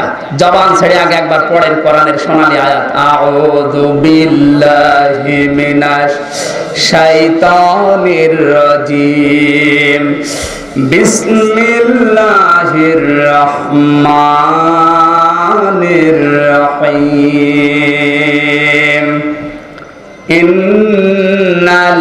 ইন্নাল্লাহা ইয়া'মুরুকুম আন তু'আদ্দুল আমানাতি ইলা আহলিহা ওয়া ইযা হাকামতুম বাইনান নাসি আন তাহকুমু বিল আদল ইন্নাল্লাহা নি'ম্মা ইয়া'iযুকুম বিহি ইন্নাল্লাহা কানা সামিআন বাসীরা। একটু অর্থটা শোনেন, কারণ তাফসীর করতে হলে 5টা বিষয় আছে। 1 নম্বরে তেলাওয়াত, 2 নম্বরে অর্থ, 3 নম্বরে শানে নজুল বা ঐতিহাসিক প্রেক্ষাপট, 4 নম্বরে ওর বাস্তব ব্যাখ্যা, 5 নম্বরে ওর বাস্তব শিক্ষা নিয়ে বাড়ি যাওয়া। এই 5টা বিষয় অন্তত অল্প সময় আমি বলবো, শুনবেন তো নাকি? কারা কারা থাকবেন মোনাজাত পর্যন্ত দেখি তো হাত তোলেন। লিল্লাহি তাকবীর।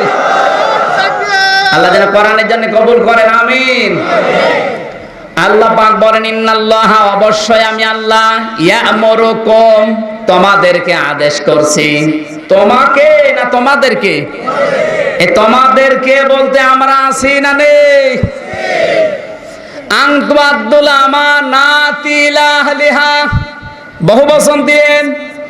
অবশ্যই তোমরা যাবতীয় আমানত তার প্রাপকের কাছে পৌঁছিয়ে দেবে, যে তার হকদার। ওয়াইদা হাকামতুম বাইনান নাস, আর মানুষের ভেতরে যখন তোমরা বিচার ফায়সালা করবে, আন তাহকুমু বিল আদলি, তখন ন্যায় সঙ্গত বিচার করবে। ইন্নাল্লাহা, অবশ্যই আল্লাহ, নি'ম্মা ইয়া'যুকুম বি, তোমাদেরকে কত সুন্দর ওয়াজ করেন। সুবহানাল্লাহ বলতে পারেন নাই? ইন্নাল্লাহা কানা সামিআন বাসীরা, অবশ্যই আমার আল্লাহ শোনেন এবং দেখেন। আল্লাহ এমন সূক্ষ্মদর্শী, এমন ভাবে তিনি শোনেন যেটা কল্পনার অতীত। আপনার সামনে যদি পর্দা থাকে, পর্দার বাইরে কি আছে আপনার দেখতে পারেন না, কিন্তু আল্লাহর দেখা ওই রকম। আরো জোরে বলেন। নির্ধারিত একটা সীমানা আছে আপনার কানে শোনা, ওর বাইরে গেলে আপনার শুনতে পারেন না, কিন্তু আল্লাহর শোনা ওই রকম। এই জন্য আল্লাহ সামিআন বাসীরা দিয়েছেন। কোরআনের প্রতিটা শব্দ গবেষণামূলক। যে কোন শব্দ নিয়ে যদি গভীরে যেতে চান, ওই শব্দ আপনাকে হেদায়েতের রাস্তা বলে দেবে। জোরে বলেন সুবহানাল্লাহ। একটু খেয়াল করবেন এই আয়াতের দিকে। আল্লাহ আমানতের কথা বলার সঙ্গে সঙ্গে ন্যায় বিচারের কথা দিলেন মানুষের ভেতরে। তাহলে এই আমানত সাধারণ আমানত গুলো শুধু না, এই আমানত দিয়ে যারা ন্যায় বিচারের জায়গায় যেতে চায়, ওই জায়গায় আয়াতটা নিয়ে যাওয়া লাগবে। এখন আমানত কাকে বলে, কত প্রকার, কি কি, এটা আসলে কি জিনিস, আমানত খেতে হয় না গায়ে মাখতে হয়? আমানত শব্দটা এমন গুরুত্বপূর্ণ ইসলামের দৃষ্টিতে। আল্লাহর নবী জানিয়েছেন, আয়াতুল মুনাফিকি সালাসা, ইযা হাদাসা কাযিবা, ওয়া ইযা ওয়াদা আখলাফা, ওয়া ইযা তুমিনা খান। কোন মানুষকে মুনাফিক হওয়ার জন্য নবীজি বলেন তিনটা আচরণ তার ভেতরে পাওয়া যাবে, খাসলত, নিদর্শন। এক নম্বরে সে কথা বললে মিথ্যা কথা বলবে। 2 নম্বরে সে ওয়াদা করলে ভঙ্গ করবে। 3 নম্বরে তার কাছে কোনো কিছু যদি আমানত রাখা হয়, সে আমানতের খেয়ানত করবে। জোরে বলেন নাউজুবিল্লাহ। এত বড় গুরুত্বপূর্ণ, যেটা মুনাফিক হয়ে মরার সম্ভাবনার কাছে নিয়ে যায়। আর মুনাফিকদের জন্য জাহান্নাম শুধু না, ইন্নাল্লাহা জামিউল মুনাফিকিনা ওয়াল কাফিরিনা ফি জাহান্নামা জামিআ, অবশ্যই আমি আল্লাহ জাহান্নামে একত্রিত করব মুনাফিক আর কাফেরদের। আগে কাদের নাম? আরো জোরে বলা লাগবে। ইন্নাল মুনাফিকিনা ফিদ দারকিল আসফালি মিনান নার ওয়ালান তাজিদা লাহুম নাসীরা, অবশ্যই মুনাফিকদের জায়গা জাহান্নামের একেবারে নিচে, এদের জন্য কেউ সাহায্য করার জন্য আসবে না। চিন্তা করেন শব্দের দিকে তাকিয়ে।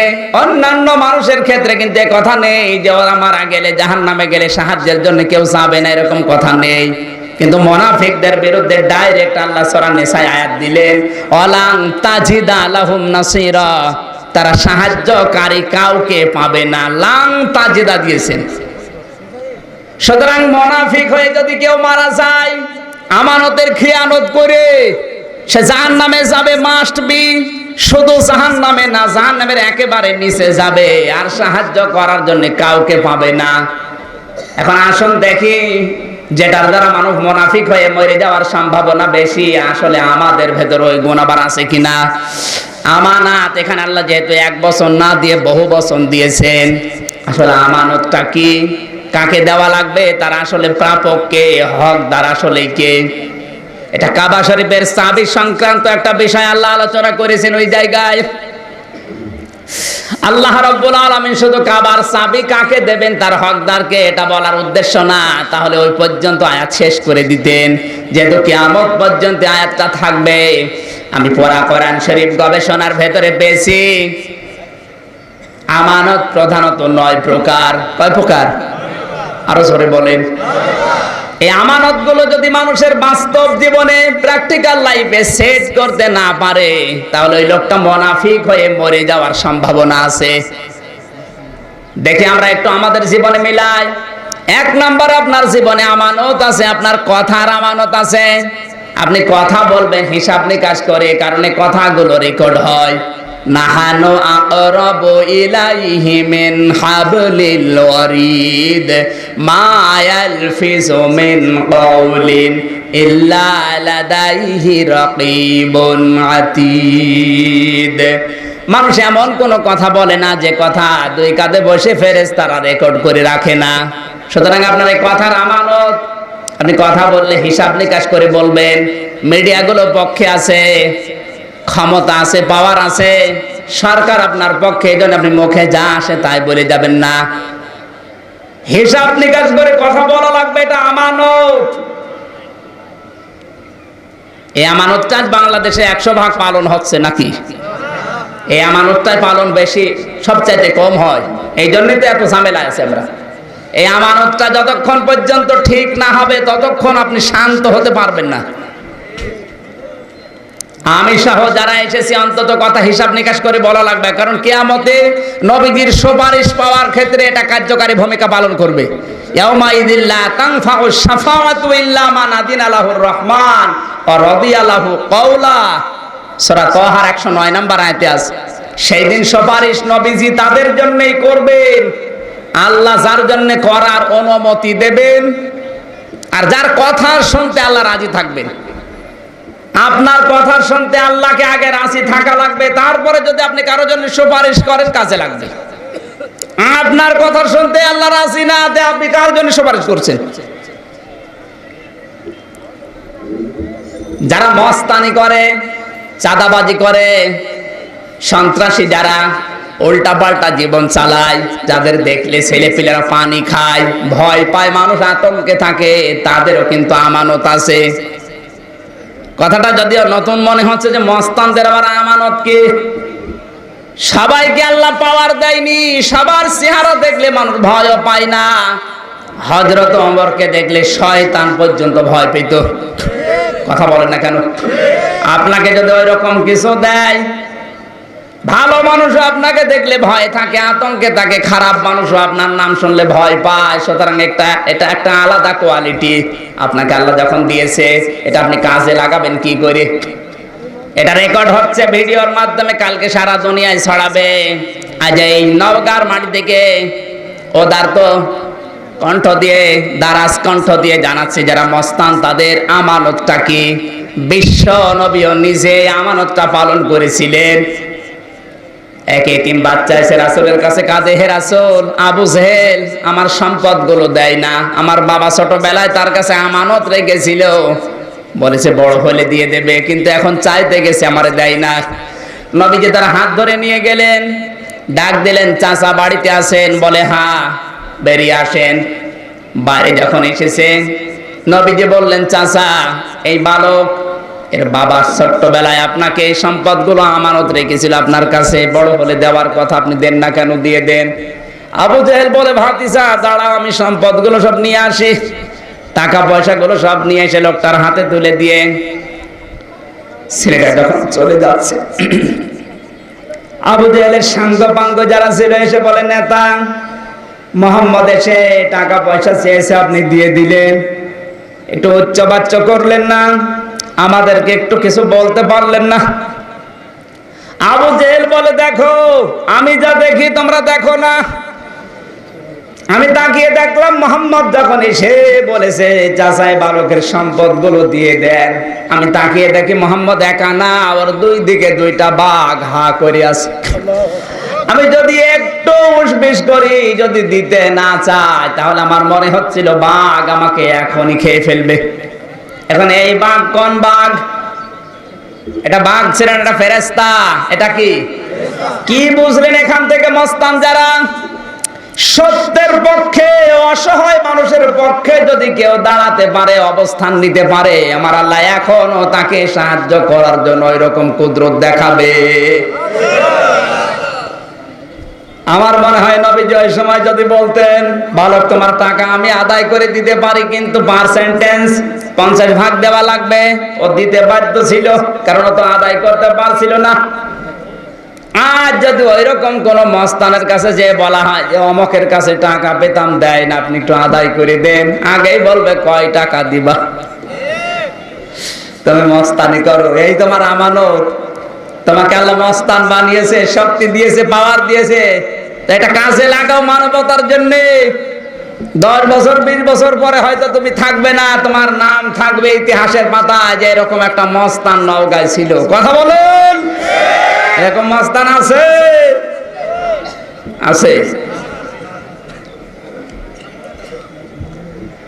কোরআনে কারিমে 2 জায়গায় আজকে আমি পেয়েছি, সূরা মায়েদার ভেতরে আল্লাহ রাব্বুল আলামিন বলেন, লা ইয়াজরিমান্নাকুম শানানু কওমিন ইলা আখিরি আয়া। একটু ভালো করে শুনেন। পূর্ববর্তী শত্রুতার জের ধরে ওই রাগ তুলতে গিয়ে কারো উপরে যেন অত্যাচার, জুলুম আর নির্যাতন হয়ে না যায়। হয়তো পূর্ববর্তী কোনো রাগ ছিল, ওই সময় তোমার ক্ষমতা ছিল না, এখন ক্ষমতা এসেছে, এটা পাওয়ার পরে ওই রাগ তুলতে গিয়ে লোকটার উপরে যেন অত্যাচার হয়ে না যায়। আমার তো মনে হচ্ছে আয়াতের দিকে তাকিয়ে এখন 100 ভাগ এই দেশে কার্যকর। যদিও নওগাঁ জেলা এগুলো নেই, এগুলো সব কুষ্টিয়ায় চলছে। আগের রাগ তুলতে পারে নাই, এখন 180 মাইল বেগে তুলছে। আল্লাহ নিষেধ করে দিলেন, তুমি যদি এই রাগটা আগে তুলতে পারোনি, এখন ক্ষমতা পেয়ে রাগ তুলতে গিয়ে যদি অত্যাচার হয়ে যায়, আমি নিজে তোমার উপরে 70টা রাগ তুলবো। কয়টা? ও বিশ্বাসই করে না, তো ওর ওয়াজ করে করবো কি?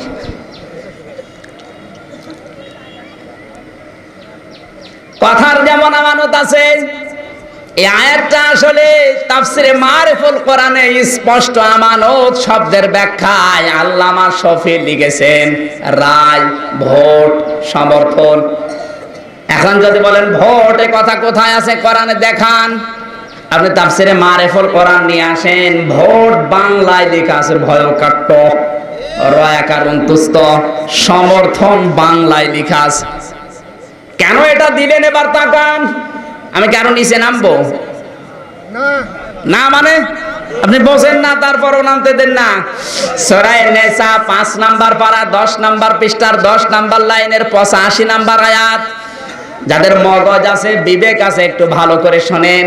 মাইয়াশফা শাফাআতান হাসানাতাই ইয়াকুল্লাহু নসীবুম মিনহা ওয়া মাইয়াশফা শাফাআতান সাজ্জিয়াতাই ইয়াকুল্লাহু কিফলুম মিনহা ওয়া কানা আল্লাহু আলা কুল্লি শাইইন মুকিতা।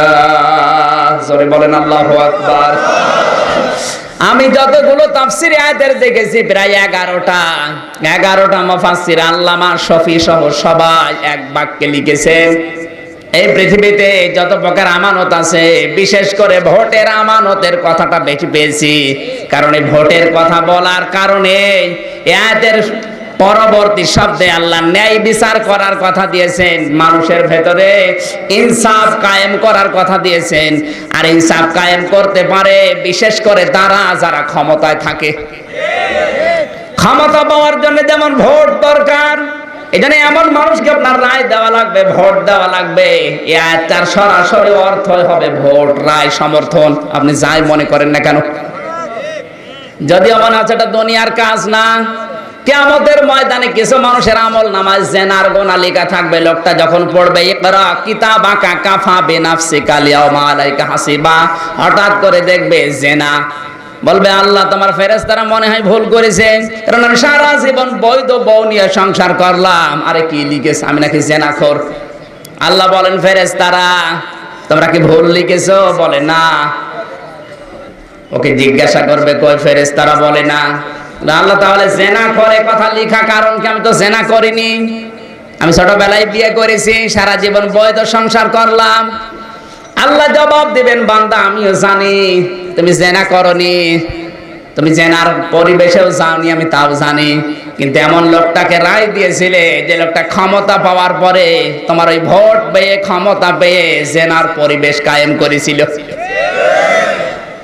এমন একটা অনুষ্ঠান সাজিয়েছে যেখানে জেনা ব্যভিচার দেদারসে চলেছে। আপনি কিন্তু ওই কাজে যাননি, আপনার ছেলে মেয়েও যায়নি, কিন্তু শুধু রায় দিয়েছিলেন। এখন যদি কেউ মনে করে এই কথা বলে আমার ভোট নষ্ট করছে, তাহলে এই সূরা নিসার 85 নাম্বার আয়াত আপনি বাদ দিয়ে দেন। এই আয়াত কিন্তু আপনার বিরুদ্ধে যাবে। আপনি কি রাগ করলেন? যে কিছু মানুষের মন খারাপ মনে হচ্ছে না, না মানে আপনি মন খারাপ করে বসে আছেন কেন? আপনি নিয়ে আসেন, কোন আলেম নিয়ে আসবেন? আলেম তো বসে আছে, আরো কোন আলেম নিয়ে আসবেন, নিয়ে আসেন। মাই ইয়াশফা শাফাআতান হাসানাতান ইয়াকুল্লাহু নাসিবুম মিনহা।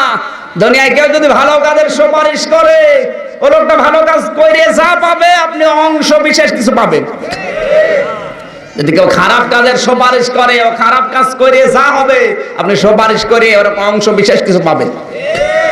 আপনি ভোট দিয়ে ওকে নেতা বানিয়েছিলেন, নেতা হওয়ার পরেই তো এই যে দুপচাচি আর তাফসীর মাহফিল বন্ধ করে দিয়েছে।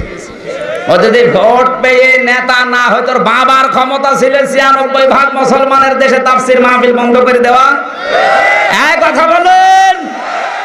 সম্মানিত ভাইরা, আমি আবার আহ্বান জানাচ্ছি, আমানত বলতে শুধুমাত্র টাকা পয়সা রেখে দিয়েছে ওই টাকা পয়সা ফিরিয়ে দেওয়া, এটাই আমানত না। আমরা মনে করি টাকা পয়সা রেখে দিয়েছিল, টাকা ফেরত দিলাম, আমানত না।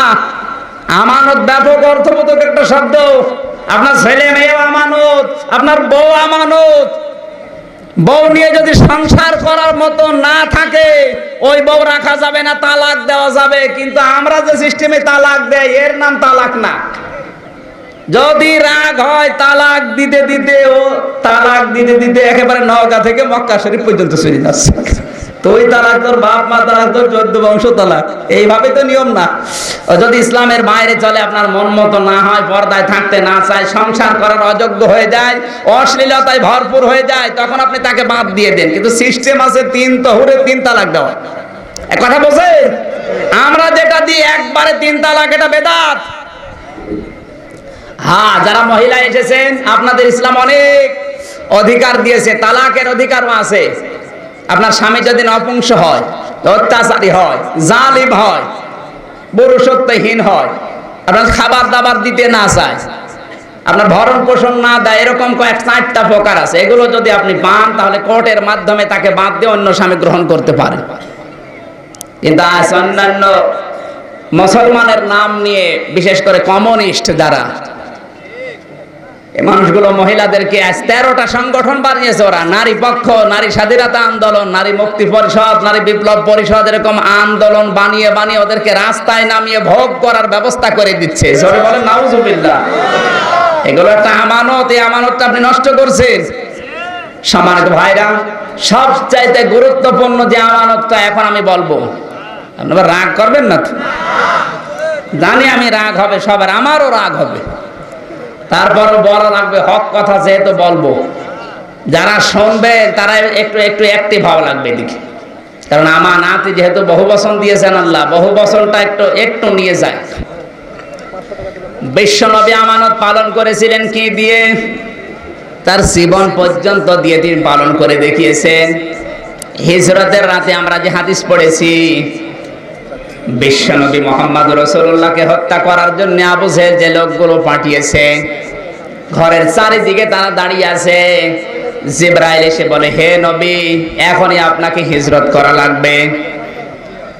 তো বাইরে যারা দাঁড়িয়েছে সব খোলা তরবার নিয়ে। নবীজি নিজের জামাই হযরত আলীকে ডাকলেন, ডাক দিয়ে বললেন, আলী, তুমি আমার চাদরটা মাথার উপরে দিয়ে, শরীরের উপরে দিয়ে এই জায়গায় শুয়ে পড়ো, আমার বিছানার উপরে ঘুমিয়ে যাও। আমি এখনই আল্লাহর নির্দেশে হিজরত করব। কিন্তু যে মানুষগুলো আমার ঘরের চারিদিকে দাঁড়িয়ে আছে, এদের অনেক আমানত আমার কাছে আছে। এরা নিজেদের বাবাকে, নেতাকে, ভাইকে বিশ্বাস করে না। আমাকে আল আমিন নাম দিয়েছে, এই জন্য আমার কাছে এই আমানতগুলো রেখে দিয়েছে। জোরে বলেন সুবহানাল্লাহ। এগুলো নিয়ে যদি আমি চলে যাই, তাহলে আমার আল আমিন নামের কলঙ্ক হবে। তুমি কাজ করো, আমি যখন হিজরত করে মদিনায় চলে যাব, তোমাকে 3 দিন সময় দিয়ে গেলাম, এই 3 দিনের ভেতরে যার যার নাম লেখা আছে তার কাছে আমানতটা পৌঁছিয়ে তুমি মদিনায় আমার সাথে দেখা করবে। হযরতে আলী বলেন, আমার মনের ভেতরে এক বিন্দু বিসর্গ পরিমাণে ভয় নেই, কারণ নবীজি জানিয়েছে মদিনায় আমার সাথে 3 দিন পরে দেখা করবে। অন্তত এই 3 দিনের ভেতরে আমার মরণ হবে না। জোরে বলেন সুবহানাল্লাহ। কি বুঝলাম এখান থেকে? যাকে মারার জন্য এসেছে তাদের আমানত ঘরের ভেতরে নবীজি ওগুলো নিয়েও পালিয়ে যান না। আমার দেশের দায়িত্বশীল যারা এখন আছে বিভিন্ন জায়গায়, তারা যদি এই কাজটা এখান থেকে আপনি নিতে পারতেন, তাহলে আপনিও ক্ষমতা শেষ হওয়ার আগে আগেই টিকিট কেটে রাখতেন না যে আগেই পালাবো। আমি কি আরো নিচে নামবো? এর নাম আমানত। হচ্ছে না। সুতরাং আমাদের আমানতটা পালন করা লাগবে এইভাবে। আপনি লেনিনের, কার্ল মার্কসের আদর্শ দিয়ে কখনোই জীবনকে পরিশুদ্ধ করতে পারবেন না। পৃথিবীতে এমন কোন নেতা দেখাতে পারবেন না যার জীবনে এইরকম একটা আদর্শ বাস্তবায়ন আছে। কথা বলেন ঠিক কিনা? নবীজির জীবন থেকে আমানতের এরকম গুরুত্বপূর্ণ দায়িত্বশীল হওয়ার জন্য যারা এখন দায়িত্বে আছেন তারা মুনাফিকি করবেন না জাতির সাথে, নিজের জীবনের সাথে। আপনি পালিয়ে যাচ্ছেন, যাবেন কোথায়?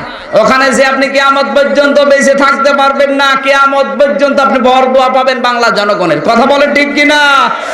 সুতরাং আমানতের দায়িত্ব নবীজির মতো জীবন দিয়ে হলেও যেন পালন করেন। আল্লাহ তৌফিক দান। জোরে বলেন আমিন। বারাকাল্লাহু লানা ওয়া লাকুম ফিল কোরআনিল আযীম। আল্লাহুম্মা আমিন। মোনাজাতের পরে এখানে নামাজ শেষ করে যাবেন, আর 5 মিনিট আছে। রব্বানা যালামনা আনফুসানা ওয়া ইল্লাম তাগফির লানা ওয়া তারহামনা লানাকুনান্না মিনাল খাসিরিন। রব্বানা লা তুযিগ কুলুবানা বা'দা ইদ হাদাইতানা ওয়া হাব লানা মিন লাদুনকা রাহমাতান ইন্নাকা আনতাল ওয়াহ্হাব। রব্বুল আলামিন নওগাঁ জেলার মান্দা থানার এই সাবাই হাট মেডিকেল ময়দানে বসে হাজারো বান্দা বান্দি আমরা কোরআনে কারিমের কিছু কথা শুনেছি আমানত সংক্রান্ত বিষয়ে। আল্লাহ তাআলা তো গুরুত্বপূর্ণ বিষয়, এটা আমাদের জীবনে আমল করার তৌফিক তুমি দান করো। আজকের এই মাহফিলে যদি সওয়াব দিয়ে থাকো, কোরআনের বরকতে সওয়াবগুলো নবীজির রওজায় পৌঁছিয়ে দাও। দুনিয়ার মাটির নিচে যারা ঈমান নিয়ে ঘুমিয়ে আছে, আল্লাহ তুমি এদেরকে ক্ষমা করে দাও। বিশেষ করে মা বাপ যাদের হারিয়ে ফেলেছে, আল্লাহ তুমি মা বাপকে ক্ষমা করে দাও। এই মাহফিলের আয়োজন করতে গিয়ে তোমার যে যুবক বান্দাগুলো ঈদের আনন্দ বাদ দিয়ে কোরআন নিয়ে আনন্দ করেছে এলাকার মানুষকে নিয়ে, আল্লাহ তাআলা এদেরকে তুমি ওমরের মতো মন মেজাজ দিয়ে দাও। এদের কলিজাগুলো হযরতে ওমরের মতো বানিয়ে দাও। এদেরকে যে মা পেটে নিয়েছে ওই মায়ের পেট তুমি খাদিজাতুল কুবরার মতো তৈরি করে দাও। আল্লাহ তাআলা মা বোনেরা পর্দার আড়ালে বসে আছে, এদেরকে আয়েশার মতো, ফাতেমার মতো সংসার দিয়ে দাও। এদের পেটের সন্তানাদিগুলো আসবে, আল্লাহ তুমি হাসান হুসাইনের মতো বানিয়ে দাও।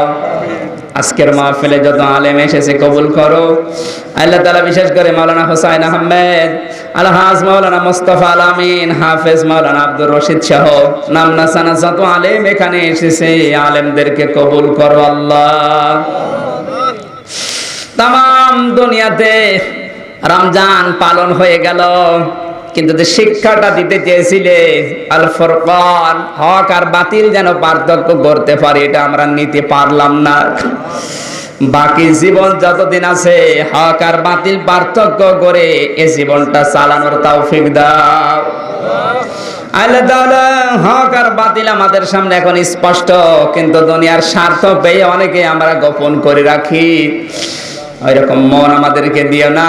হযরতে ওমরের মতো, আবু বকরের মতো মন আমাদেরকে তুমি তৈরি করে দাও। আগামীর পৃথিবী তুমি মুসলমানদের হাতে তুলে দাও রব্বুল আলামিন। যে তাকওয়া তৈরি হলে তুমি মুসলমানদের হাতে ক্ষমতা দেবে বলেছে, ওয়াদাল্লাহুল্লাযীনা আমানু মিনকুম ওয়া আমিলুস সালিহাতি লা ইস্তাখলিফান্নাহুম ফিল আরদ কামা ইস্তাখলাফান্নাহুম ফিল্লাযীনা মিন ক্বাবলু। এই আয়াতটা বাস্তব জীবনে তুমি আমাদেরকে দেখাও। আমাদের ঈমান দান করো, আমাদের তাকওয়া দাও, ভালো ভালো কাজে আঞ্জাম দেবার তৌফিক আমাদের দান করো আল্লাহ। বিশ্বের মুসলমানেরা আজ মার খায়, আল্লাহ তাআলা বিশেষ করে মায়ানমার। গতকাল মায়ানমারে বন্যা হয়ে 20,000 মানুষ পানিবন্দী। আল্লাহ দ্বারা এরা মুসলমানদের উপর অত্যাচার করার কারণে হয়তো এই 40 বছর পরে তুমি এদেরকে এই বিপদ দিয়েছো।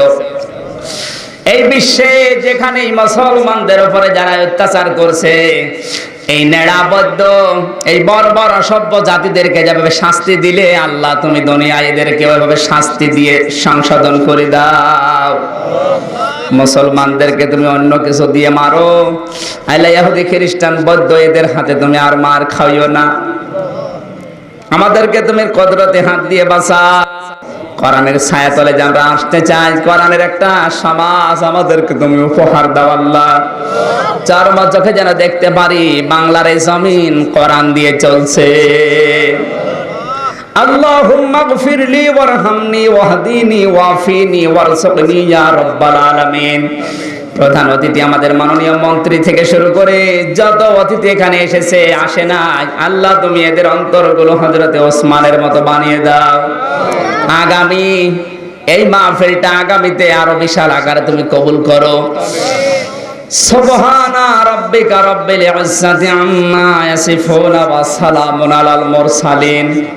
আল্লাহ যত মিডিয়ার লোক এসেছে কোরআন প্রচার করার জন্য, বিশেষ করে রাজশাহী তাজিব সেন্টার সহ যারা এসেছে এদেরকে তুমি আল্লাহ তাআলা মন থেকে ইখলাসের সাথে কোরআনে কারিমের আলোচনাগুলো প্রচার প্রসার করার তৌফিক দাও।